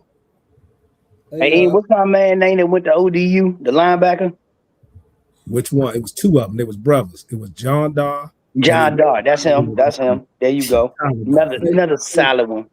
I would be remiss if I wouldn't mention your brother-in-law, Ian. Oh, you already know. Adrian McLeod. That man. Right, it was him and Varro that year. It's the two dogs. I'm telling you, man, monster, man. I say for me, obviously my man who just finished up his career, Tyron Fox, my running back, 3-time player of the year. Mm-hmm. And then Justin McElwain, who was my quarterback like 4 years ago now. But he was a better safety than he was a quarterback. And he's playing at Morgan State right now, playing safety. Mm-hmm. Had a kid, Jabari Reddock, that went on to Stony Brook. Man, he was a heck of a ball player, helped change the program around. And then got to show some lineman love. Joseph Monroe, nice lineman I had. I had a good linebacker named DeMonte Crosby. And then my first year coaching, man, I got to give shout out to this kid named Titus Till, who played over at Wise. Oh, yeah, who was the safety, man, who was just like, he was like one of the best kids that I coached, man. Real physical, big, hard hitting safety, man. So I gotta show some love to him too. So y'all remember? Go ahead, Rapp. I'm about to say, man, you remember Titus was on that Wise team that beat Roosevelt, man. That kind of changed the complexity of what we knew as the county. In overtime in the playoff game, man, like, and Titus played a big role in that, man, like kind of building a culture to what it was. You know who else y'all had that was a problem? Who that? Tight end. The joke was like 6'6", 6'7". That's Micah Till. That's his brother. That's his little brother. Okay. Yeah, that's his little brother. Yeah. Yeah, and it's crazy, man, because Titus' daughter is now playing basketball at Wise, man. So, I mean, that's kind of, when you finally, like, we kind of don't, when you're thinking about Wise and the history, right? It's only been open 19 years, man. So to finally start getting legacy kids, right, for guys that kind of help dress the program, if you would say, right? And now their kids are coming back to the school, man. We finally just getting into that, if that makes sense. Well. So what are some of the other like underrated players that y'all had to coach against? Like, when you got there, you looked at them on film, they might not be electrifying, but they made every play that they were supposed to play. They was everywhere that they were supposed to be. Think about some of those guys that you coached against from other teams that you was just like, damn, where this kid come from, man? He's just doing everything he needs to do, everything right. Well, for me, I don't even. I'm pretty sure y'all gonna remember. I don't know if they was brothers or if it was the same guy, but Flowers always had this linebacker number 11. Hey It was man, either they were number 11 brothers. or number 9. Yeah, and he Number always 9, the both of them Jock brothers. yeah, and he had his Yep. neck on it. Yeah. And I remember one time, I'll never forget, this was a playoff game. The dude blitz. We throw a bubble screen to one of our fastest guys, a track guy. And this joker redirects and hawks him down and catches him. I'm like, who is this joker? But nah, he was a good one, man. Both of them dudes was pretty good, man. Hey man, I'm gonna tell you who. Hey boy, Crump had this dude, man. Last name Eccles. Oh yeah. Hey man, he was little as a mug, son, and we was like, hey man, like you look at him and you like, all right, this one's gonna be easy. And I think he got extra work because he played opposite Darby. You know what I'm saying? Like, He played free. Free. Okay, all right. Hey man, Crump that had some teams over the years, bro, where you look and everybody in the back end is major Division I, bro. Mm-hmm. Like you pop this off and you be like, how this going down? Like, you know what I'm saying? I don't know, man. I think early in the game, boy, Crump had the cheat code. I don't know, you know what I'm saying, what it was, but it's like, yo, them dudes would max out. Hey man, Ian, y'all had my man Dontrell Kelly. Yes, yeah. Hey man, this is a dude, I'm telling you, man, never got no shine. But it seemed like this dude was an all-county player. Like, he was a dude, like, it don't matter. He wouldn't, like, you'll watch him. He'll be the move to change guy on offense. He'll just make the tackle on defense. But, hey, man, you go out there trying my man, son. You ain't going to like what happened. That joker plays safety, linebacker, corner, running back, receiver, whatever you need to. Hey, man. Dead, hey, man. I remember him. Yeah, Dontrell Kelly, bro. I'm trying to tell you, he's like one of them. The teams, like, those are the type of kids that you need to win in high school, bro. Like, the dudes, they just gonna figure out a way, and that was him.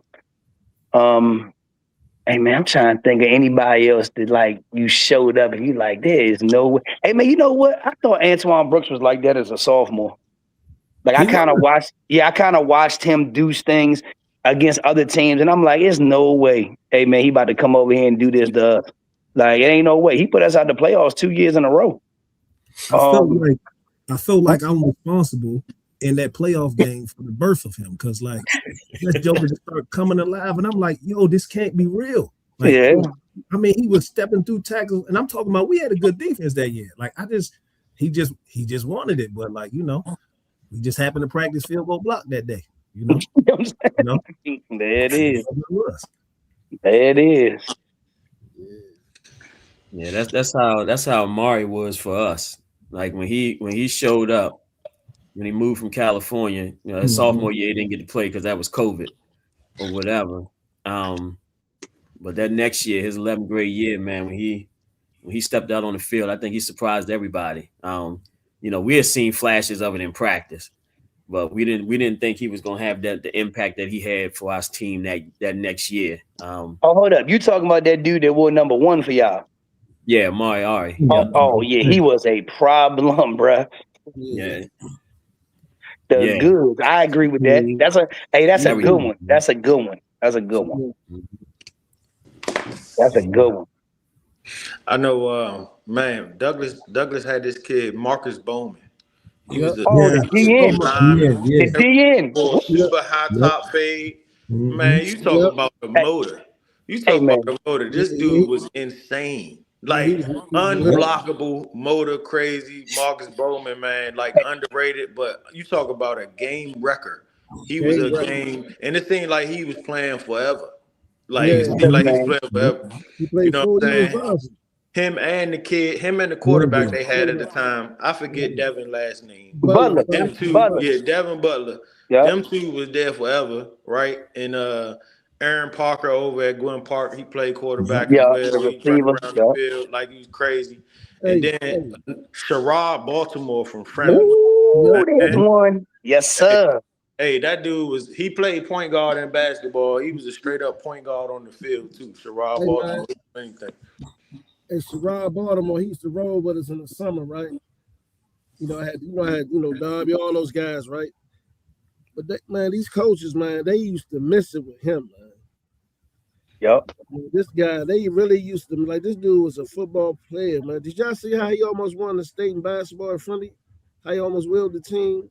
Man, the dude was a baller, man. And people missed it. Them coaches really missed it on him, man. He should have been at a high level. He wound up going to Maine. Yep. But, he's having a great career in CFL. Right now, I think they ain't like him like that because he was a little shorter, man. But he could play though. Hey, I gotta give you my Marcus Bowman story, Deron. Oh my, look, man, we playing Douglas first game of the year at Wise, right? Hey, man, we ran power like 3 times in a row, going fast, right? Hey, man, he done flat back to fullback. You know what I'm saying? 3 joints in a row. Pow, pow. Hey, man, after the third one, hey, man, the fullback gets up wobbly, right? The line is like, run it again. Man, call it again. He KOs the fullback for the 4th time. The fullback gets up and jogs off. Like, hey, man, it's over. I'm done. Tapped out. Yep. And I told my quarterback, get down. Get down. If he on you, get down. Because he gonna get hurt. Marcus Bowman. I'll never forget him, man. Hey, so he made our dude tap out, bro. It's over, coach. I ain't going no more, son. Oh man. So what's some of the best teams that y'all have seen? And it could be from any year. It could be your playing years or your coaching years. What are some of the best teams that you've seen in the county? Or even the state? Yeah, you can talk about anybody right now. I would say, well, let me see. I know we had them friendly days, them Joe Hayden days. You know, we used to give them the business, man, but you could tell each year they was getting better and better and better. And I knew when they became seniors, you know, we was about a year. Our guys were about a year older than the guys they were dealing with for those years. And when they became seniors, man, I mean, they was loaded. You know what I mean? I mean, Friendly was one of those teams I've seen. It's been, I don't even know which Wise year to pick because they just came along so fast. You know, they not only had some good teams, well coached. I mean, it's just the caliber of players that they had at all positions. You know, I know one year I saw we had played in the semifinals on a Friday night. And we was already, you know, we wanted to see Roosevelt play the next day against Damascus, you know. But I was like, when I pulled up at Roosevelt and saw them come out the locker room, I was like, good gracious. I mean, this is probably one of the, you know, but biggest teams I ever seen. I'm like, golly. I'm like, you got to come out there with Jared Gate. The whole team went D1. You know what I mean? So those one of the best teams right there. I can remember off the top of my head. You know, of course, Douglas had a good run with some good teams every year. You know, you just gotta, you know, their style of play is different. You know, but they are so effective with it. You know, those some teams. I mean, when I first came home from school, moved back. Getting back into the county, just looking at observing the teams, and I just remember how soon it was when I was in high school or before that, and then to see them put that thing together back then when they played Seneca Valley. I think it was the back-to-back years that they played Seneca Valley. And just to see, you know, those are good-looking teams, you know, physical, you know, back then, you know. So that's what I would say. For me, it's a few. I like Rapp's 2016 team. I think that's when they had that big D tackle, the Savion kid. Yes, sir. Yes, sir. I like our 04 team. That was probably one of my happiest. I don't want to say happiest. Let me change that. That was probably one of the easiest coaching years that I've had where I actually just came to practice and we was coaching football. It was a foregone conclusion we were going to win. It was just by how many points. Like Navarro was just one of the most cerebral kids I have ever seen. Like, just it was like having a coach out there on the field. It was crazy. And obviously, the year after I graduated, the '99 Suitland team that played and lost to Seneca 7-6. Mm-hmm. That team was just, and your team, no, yeah, whatever team that was when Bubba and all them broke the shutout record. That team That was 05. Yeah, that team was 4, 5, 6. Yeah. I say, I mean, I already spoke about the shooting teams, but I'm gonna say first, my Roosevelt team in I think it was 2000. I was a sophomore, so me and Barrington Edwards were sophomores, and we was backups on the team, right? And we had Matthew Rice, DN went to Penn State, Rob Petty, another dude who taught me how to play football, Mike Crumpler playing free safety, Chris Choice playing wide receiver, Josh Allen, Antoine Bill, Edwin Rios in the backfield. We went on like a streak of like 22 games or something like that where we didn't lose. We was the number one team in the post. So I gotta give a shout out to the Rose. Douglas, I think it was 2014. They went 14-0, beat Dunbar in the state championship. Man, that was a dominant team.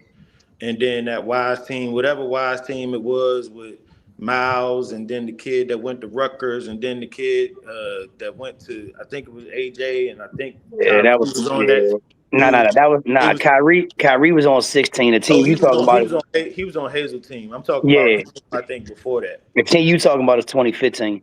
Yeah, so that's probably the best. And then shout out to the Largo teams of the '90s, man. I ain't get to see them play much. Back Eric Curriaga, one of my good guys. You know, I think they lost in the States in '94 or something like that. I think '94, '95, Largo had it on lock. So I got to give a shout out to them. What you got, Steve? All right, man. First and foremost, that '99 Roosevelt team I thought was probably the best assembled teams that I've ever seen. Like high school wise in the county. All right, because there was really no flaws. At that point, and man, we have been running this wing T shit since we was like 6 years old, right? And you see that thing moving that fast, like it was, like I said, it was no flaws, man. Shout out to Wendell Williams. Yeah, there you go. You know what I'm saying? No flaws. I mean, come on, bro. The quarterback ended up returning kicks in the NFL, bro. What'd that tell you? You know what I'm saying? So it's kind of like, hey man, that was put together and sculpted great. I think that I think that 23 Flowers team was ridiculous. The 23 Flowers team, bro. Hey, look, man, I'm telling you, go back and look at this shit. Hey, man, the whole defense went P4. Mm-hmm. Hey, man, you talking about pop the film in and saying to yourself, hey, man, what's about to happen? Like, and they had scholarship old linemen. Like, you know what I'm saying? Like, yeah, bro, it was that 23 Flowers team was stupid, bro. Like that team was, I'm talking, to game plan for was ridiculous. There's one more team I had written down here. I'm with you on the friendly team, Joe Senior year. That's when they had Lamar Thomas and Vinny Hill and the right about all of them cats, right? Yep. Yep, I saw them play. I saw them play in the state championship. That team was loaded. I'm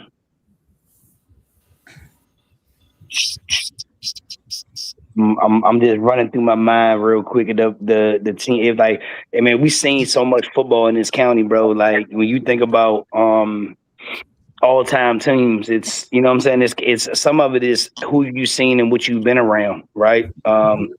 Well, you know, hey man, I was there to game plan against the Wise defense that set the state record for the shutouts. That still owns it. Once again, the defense was elite.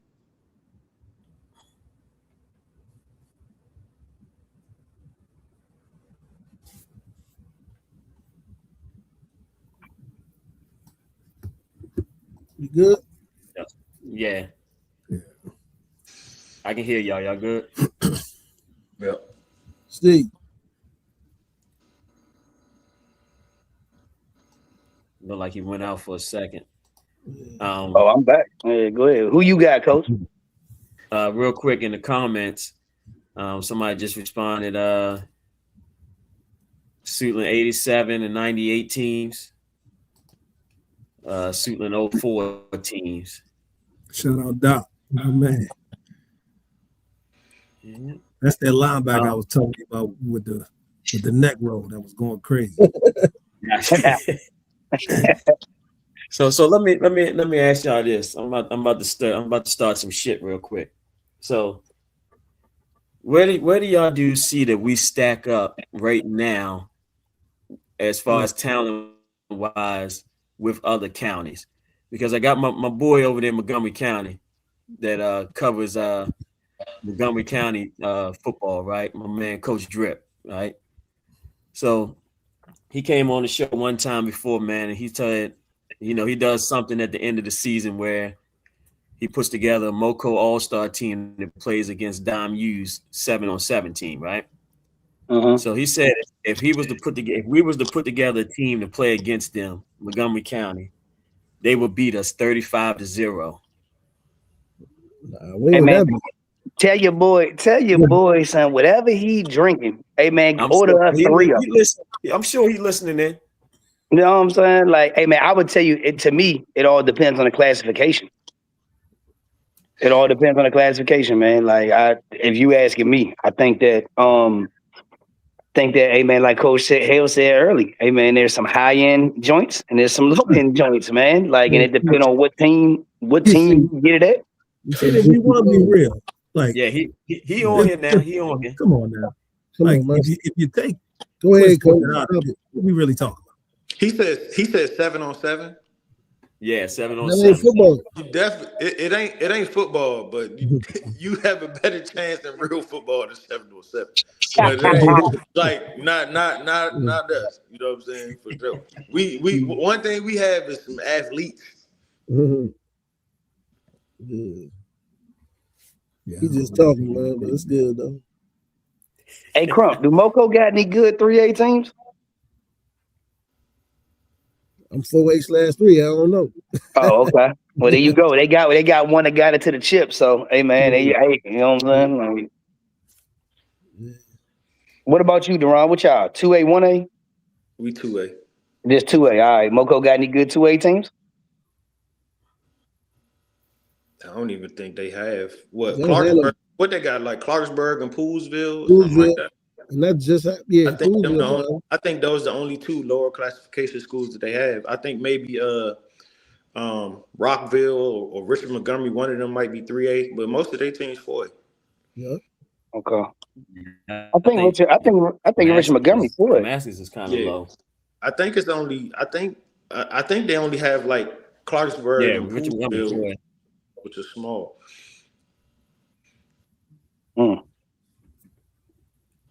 He just said only Poolsville is 2A.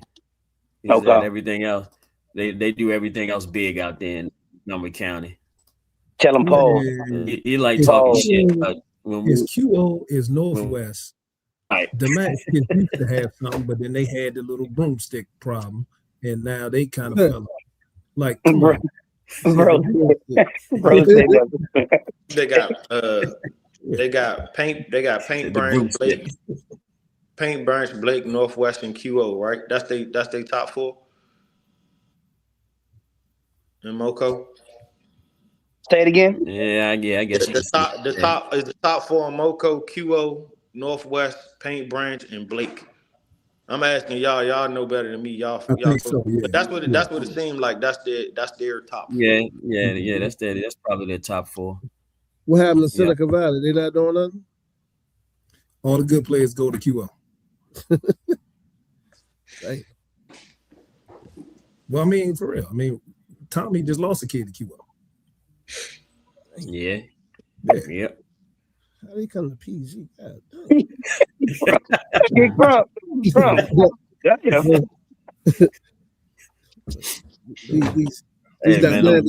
these dynamics don't add up. That QO arm stretches far, man. Mm-hmm. Maybe that's why they got far reach out there. They got all the PG guys over. Hey, I got a question. The quarterback that was at QO this year, did he sign somewhere? He was at Westlake. I just want to know. You said, did he sign somewhere? Yeah. I don't know. I mean, anybody know? Nah, he hasn't signed nowhere yet. Hey.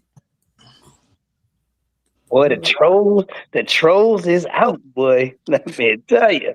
That was a legit question, Steve. Sound like OG trolling. That's all I know. Yeah, he got a couple of looks that's coming. Okay. I think my man Kelly up there kind of put him to the back burner. Kind of did him a little wrong, but I'll leave that one alone. Good job, man. Steve. I want to know what happened with All Met this year.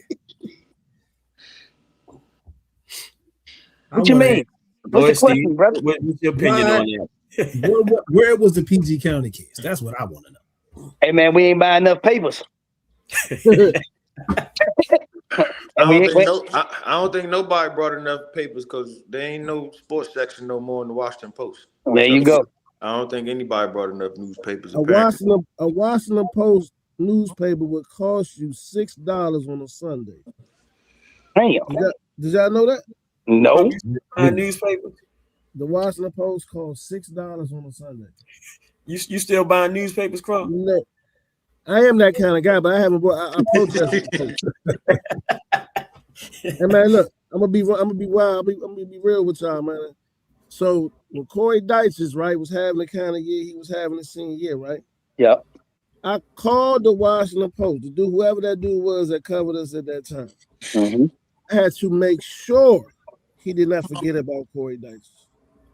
I had to really speak up because they were willing to forget about it. They was hoping they didn't have to address this. Nah, man, Corey signed with Maryland though, so you was good. You signed with Maryland, you automatically All Met, baby. I don't know, Steve, man. It was. I really had to wake him up, man.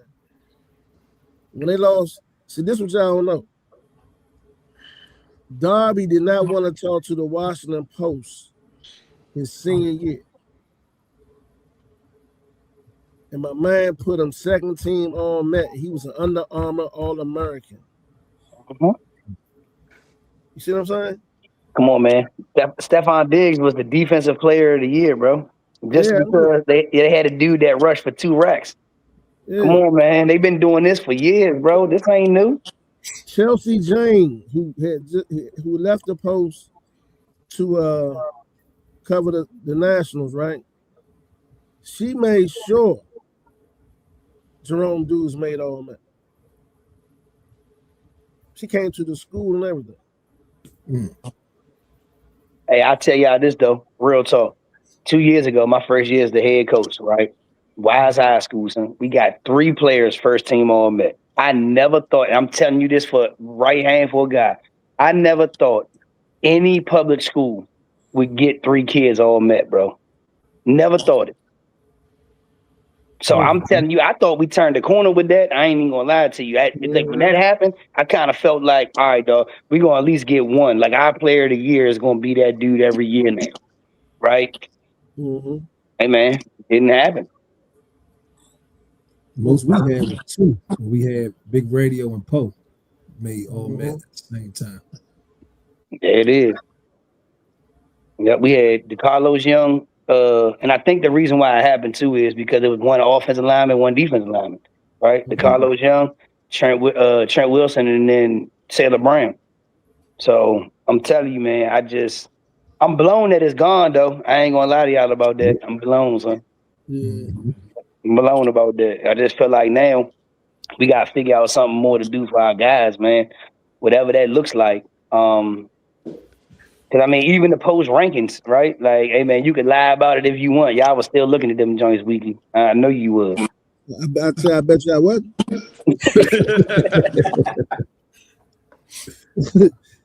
Hey man, no, I'm gonna be look. One time I looked in the post probably about a year or two ago. They had Spalding in the Washington Post ranked. Yeah, Like they're not from this area. I mean, I'm like they got the Baltimore they got Sun. the Baltimore Sun. Yeah, they got the Why, Baltimore Sun. why this one I knew this was some garbage, man. But you had teams like St. John's, right? 6-5, they still was ranked. Yeah, they would say they play a national schedule. That's why. Like, come on, man. That's why I Hey never man, the post y'all didn't remember? job. Y'all remember when they used to let Harley do the picks, man? Yep. That's real. That was real. His commentary was hilarious on that too. Hilarious, Some bro. of the stuff he used to say. Yes, sir. Gotta love Harley. Yeah, man. Yeah, Yes, sir. that's Harley, man. That's one of my OG mentors, man, that I really appreciate in the county who kind of helped me along the way when I started, and along with good old Coach Shields and Coach Wade. You know what I mean? Them guys were, head coaches. Coach Shields was the head coach of Northwestern when I was playing. Coach Wade was the head coach of Largo when I was playing. Yeah. You know what I mean? And as soon as I became the head coach, man, they grabbed me, man. And like we talked about earlier, how, used to sit in the back of the meetings and just be quiet and kind of shut up and play your role. Yeah. That's kind of how I was. And they would call me. They would call me in a second if they saw something that I did that they felt like I should do a different way, or whatever the case may be. They'd pick up the phone and call me for sure. And then when DeLon hired me, man, the first thing he did was, I thought I was getting ready to start coaching some football. And man, our first scrimmage, he gave me the camera. He was like, "Hey man, go up there, go up top, go get that." I ain't coached for about the first month I was at Wise. My man had me going scouting, filming the own games. I was like, okay. He was But checking your dedication. you gotta pay your dues. You gotta pay your dues though. There it is, bro. I'm gonna tell you, I don't know who listened, right? But we how the PG County Association used to have all the meetings at Sula. Yeah. Like I used to go to those meetings with Coach Knight. Like I think if Cat want to be a head coach, he want to start getting his foot in the door. He probably should come to the meetings. The meetings meant a lot to me. I learned a lot. Observing the older guys. Like I really didn't even know Coach Knight, but I observed him. You know what I'm saying? Like during the time that I had the opportunity to do so, but just learning from everybody and seeing all those guys in there, and it just helped me out by going to those meets. I mean, lucky Coach Nicey, man, come, wanted me to go to the meets. So you know what I'm saying? So I'm encouraging my coaches to come to the meets, you know what I mean? So they can see what's going on. No, that's real. That's real. That's real. Hey, I got a question, man. Who y'all think need to be inducted into the Hall of Fame from our county that ain't in there yet? I know who Deron gonna say, but like, you know what I'm saying? Like, anybody, I mean, is there like, you know what I'm saying? Like anybody y'all feel like is left out or somebody we need to bring up or back or something? As a head coach or in general? I mean, because you can get in as a head coach and you can get in as an assistant. So either way. I don't know if y'all know him, but he was like, well, actually, when I was going to school, he was bad. He coached with Coach Knight all his life. Wherever he went, they was at. Then he also coached basketball for us. I would say Aaron Holder would be one. Okay. He since retired. He moved back to Alabama, but I think he's one guy, man. That dude was shot. Okay. I don't know. I know like guys like Coach Shields never know who he is and all that. But you probably know who he is when you see him. In general, but he was there, but behind the scenes. But he was more visible when I was in high school. But when he was coaching, I got there. He was more like, "Yeah, I'm here, coach the DBs, blah blah blah." But he more so, sit back, a lot back then. But he had a great career as far as coaching in the county growing up. Yeah, he one guy. I mean, I know most of y'all don't know, but he one guy. Um, I don't know who this is in the comments, but he said, "Man, I coached 2 of y'all fools on the panel." who's that? I don't know. I can tell you, if he coached Crump, boy, that means they wasn't wearing helmets back then. Face mask. Had to Man, I throw don't know back. who it is. I think it's a Suitland guy. You may not like him, you may not love him, you may not agree with some of the stuff that went on or Mm-hmm. allegedly went on. Allegedly, Man, there you go. allegedly went on. You got to get Rick Houchins in the you gotta get Coach Rick in the Hall. Oh yeah, Rick. Yeah, Rick. Yeah. You gotta get Coach Rick in the Hall of Fame, man. He left a mark in this county for sure. He had an error. If you had an error, you should go in the Hall of Fame. I feel that. Not just the county error. He had an error in the state. Yeah, I feel that. I'm up with that. You know. What's up, Coach O? Tell Coach O start coming to the meetings, man. Right, he missed the last 2 meetings. You know what I'm saying? Come on, Crump, hold my man accountable, bruh. Now your attendance is mandatory.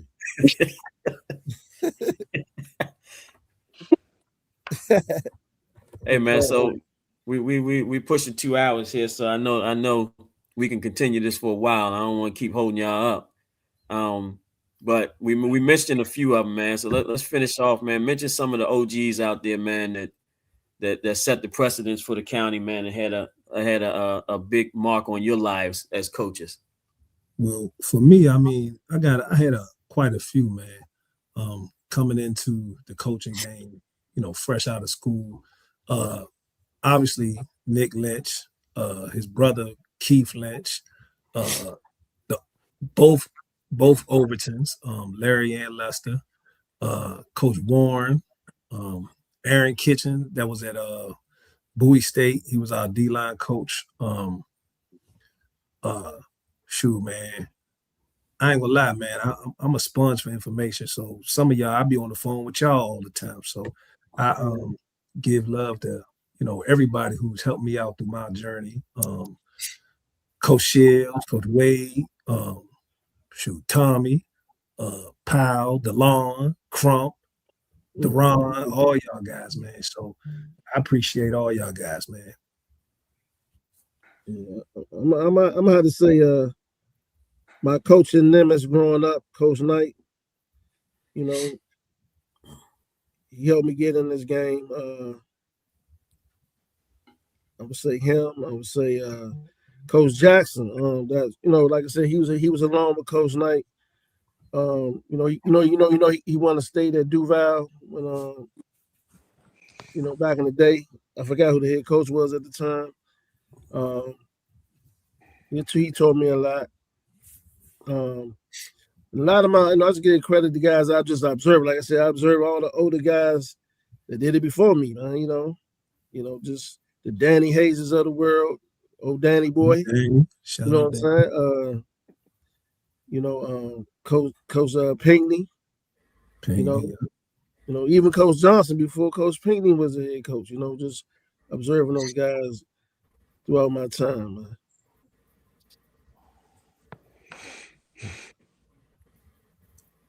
Ron, who you got? No, I mean I mentioned a few of them already. I could go, I can go all day naming the coaches that impact me. Most of them already been said. Obviously, DeLon gave me my first job, and then Coach David Fant, who's at Morgan State now, coaching the running backs.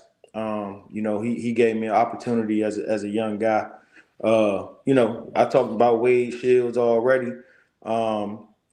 Obviously, Green, the guys on this call, Crump, taught me a lot.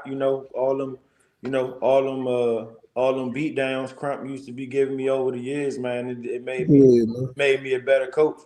I'm just being honest. You know what I mean?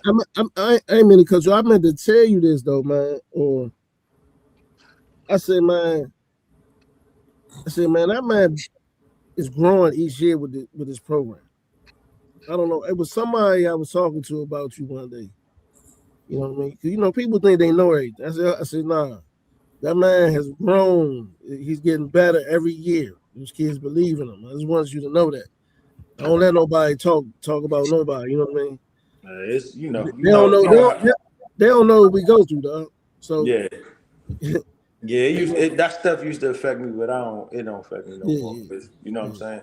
But I wanna kind of take a turn because we talking about PG County football in general, but I want to talk about Coach Willis Thomas from Forestville Falcons. I want to talk about Ronald and Donald Greenwood. Some of y'all probably know the names, or otherwise known as Peony and Tub from Forestville. Man, them dudes, they was other than my father and my uncles, they was the first guys that was male figures. Them was the guys that introduced me into football, and those were my first coaches, man. And they, that's kind of some of the reason why I do what I do today as well, just to kind of provide that example that they gave to me. So, got to give a shout out to them too. What you got, Steve? Oh boy, this is an interesting one here, boy. Because let me tell you, a lot of the guys that y'all know in the high school game, right? Those dudes coached me in Little League. Like, so, hey man, coming through Landon Boys and Girls Club, right? Like Coach Pinckney, dad, like Coach Ron, right? I played for him as well. Hey man, I played for Rick at Lanham for multiple years. I played, and then my dad is the one that kind of got me started in that, right? So, shout out to the OG. Right, he's still hanging around, man. So that's kind of where it starts, and then kind of getting into the coaching game. Coach Pierre gave me my first opportunity, just like Crump kind of started off with me. I started off as the JV quarterback coach, man, and then from JV quarterback coach to JV OC, and then from JV OC to JV head coach, and then to the passing game coordinator, and then I started the team flex thing and kind of got that rolling. And, hey, man, I kind of drew the line in the sand for me where, hey, man, some coaches was with me and some wasn't. Like, and then, obviously, hey, man, we had a lot of success. My last 3 years at Northwestern, calling the plays or whatever. And, DeLon gave me an opportunity there to, to come over to Wise and kind of to change the offense and the process there where – that was a 2-year maturation process to get it to the third year to where I was kind of rocking and rolling from there, man. So the line of men, right, that have helped me along the way is elite. So I always, I go back and forth with DeLon about that because DeLon's like, you're off my tree. And I'm like, nah, I'm off Pierre's tree. So, you know what I mean? It's kind of, we go back and forth. Like, we go, you know what I'm saying? We go back and forth, but DeLon gave me my shot, man. So that's big bro forever, man. So yeah, man, that's kind of that would be kind of my my coaching deal right there. Yeah, for myself, man, like I said, my high school coach, Coach Hikes, learned a lot from him, man, and playing on those teams back then, man, that's what wanted me to get into coaching, looking at our staff then and how they planned things out, how they executed, that's why I wanted to get into coaching. I call him my big brother, man, Coach Tony Pollock. He helped out at a lot of different schools, man, in the county. He's now retired. Hey, Coach, he coached me at Lanham too, brother. Coach Tony? Yes, sir. Yeah, that's my boy, man. He down in Florida chilling now, He retired down there in Florida. Always give a shout out, man. And I always say what I want to say. But, even though me and this guy butted heads with our philosophies, but Coach Hughes, when he was at Law, he gave me the opportunity to come coach the JV at Law. So, we didn't agree all the time. But, I always give him a shout out because he did give me my opportunity to get on the high school level. Got to shout out Coach Mayo. Mayo had his way of doing things, and he was going to do it that way and no other way. But I learned a lot from him, man. And I learned a lot from watching Coach Nick when I was in high school. I used to go out with Coach Nick's niece when I was in high school, so I always watched Suitland play. Always talk shop with him a lot when I was younger. His brother Keith, and a lot of you guys, man. I'm one of those guys that's, I study people. I study what people are doing. What works best for them, how I can translate that into what I do. And I learned things. I mean, Coach Crump, I don't know if you remember this, but during our game this year, after the game, it got a little heated. With the coaches talking trash with each other, man. And I'm a hothead. So, once I see the shit going off, I'm ready to go with it. But I'm sitting there watching Crump during the whole but look, I'm sitting there watching Crump the whole time. Crump was like calm and chill. Like, man, come on, man. Y'all go get on the bus, laid back. And, after that game, I ain't all the way there yet, but after that game, then I was like, man, you know what? I need to chill out a little bit, man, because I'm all ready to go with the shits, man. I'm sitting there like looking at Crump and that, man. And, me and Steve, me and you talk all the time, man. And, I watch you guys, man. Deron, I watched a lot of your games this year, because my guy Time was over there. So, I take things from y'all. Ian, what y'all got down there with your youngest, man. I always watch our games too. I'm watching film all day long. So, I'm going back to watching film from back in 15, 16, 17 all the time, man. So I learned a lot from all you dudes, man, and I appreciate y'all, man, to the fullest. Appreciate you. No problem. Yeah. So, man, I'm sure we could sit here, man, and talk for another couple of hours, to be honest, man. But man, I'm gonna let y'all get back to y'all families, man. I appreciate y'all taking the time, man. And man, hey man, all y'all gonna be down Friday night down the clinic gym? Yeah. Yes, sir. Yeah. Okay. Yeah. All right, say less. Yep. So I appreciate y'all, man, coming on, man, and just talking football with us, man. And like I said, man, this show, I started this show, man, just to bring the spotlight back to PG County. And no matter what, that's what I'm gonna keep on trying to do, man, until I ain't here no more. So I appreciate y'all for coming on. And we gotta do this again. We gotta do this again at another time, man, because I'm sure it's a lot more stuff we could talk about. Oh yeah. Appreciate that. For sure. Appreciate the invite, man. I think we gotta bring Crump and Jeffries on though when they play for the Outback Bowl. Right. Let me narrate that gym. Right. Hey, Steve, Coach Vic said the first round is on you Friday. Tell him, hey man, whatever real drink he want, I got him. That good old Wise credit card. We got. Don't worry, boy. I'm gonna sit right next to Ian, boy. I know he gonna swipe it by the bottle, so I'm all good. All right, fellas. I appreciate y'all, man. Have a good night, man. All right, man. Yeah. Yes, sir. Appreciate y'all. All right.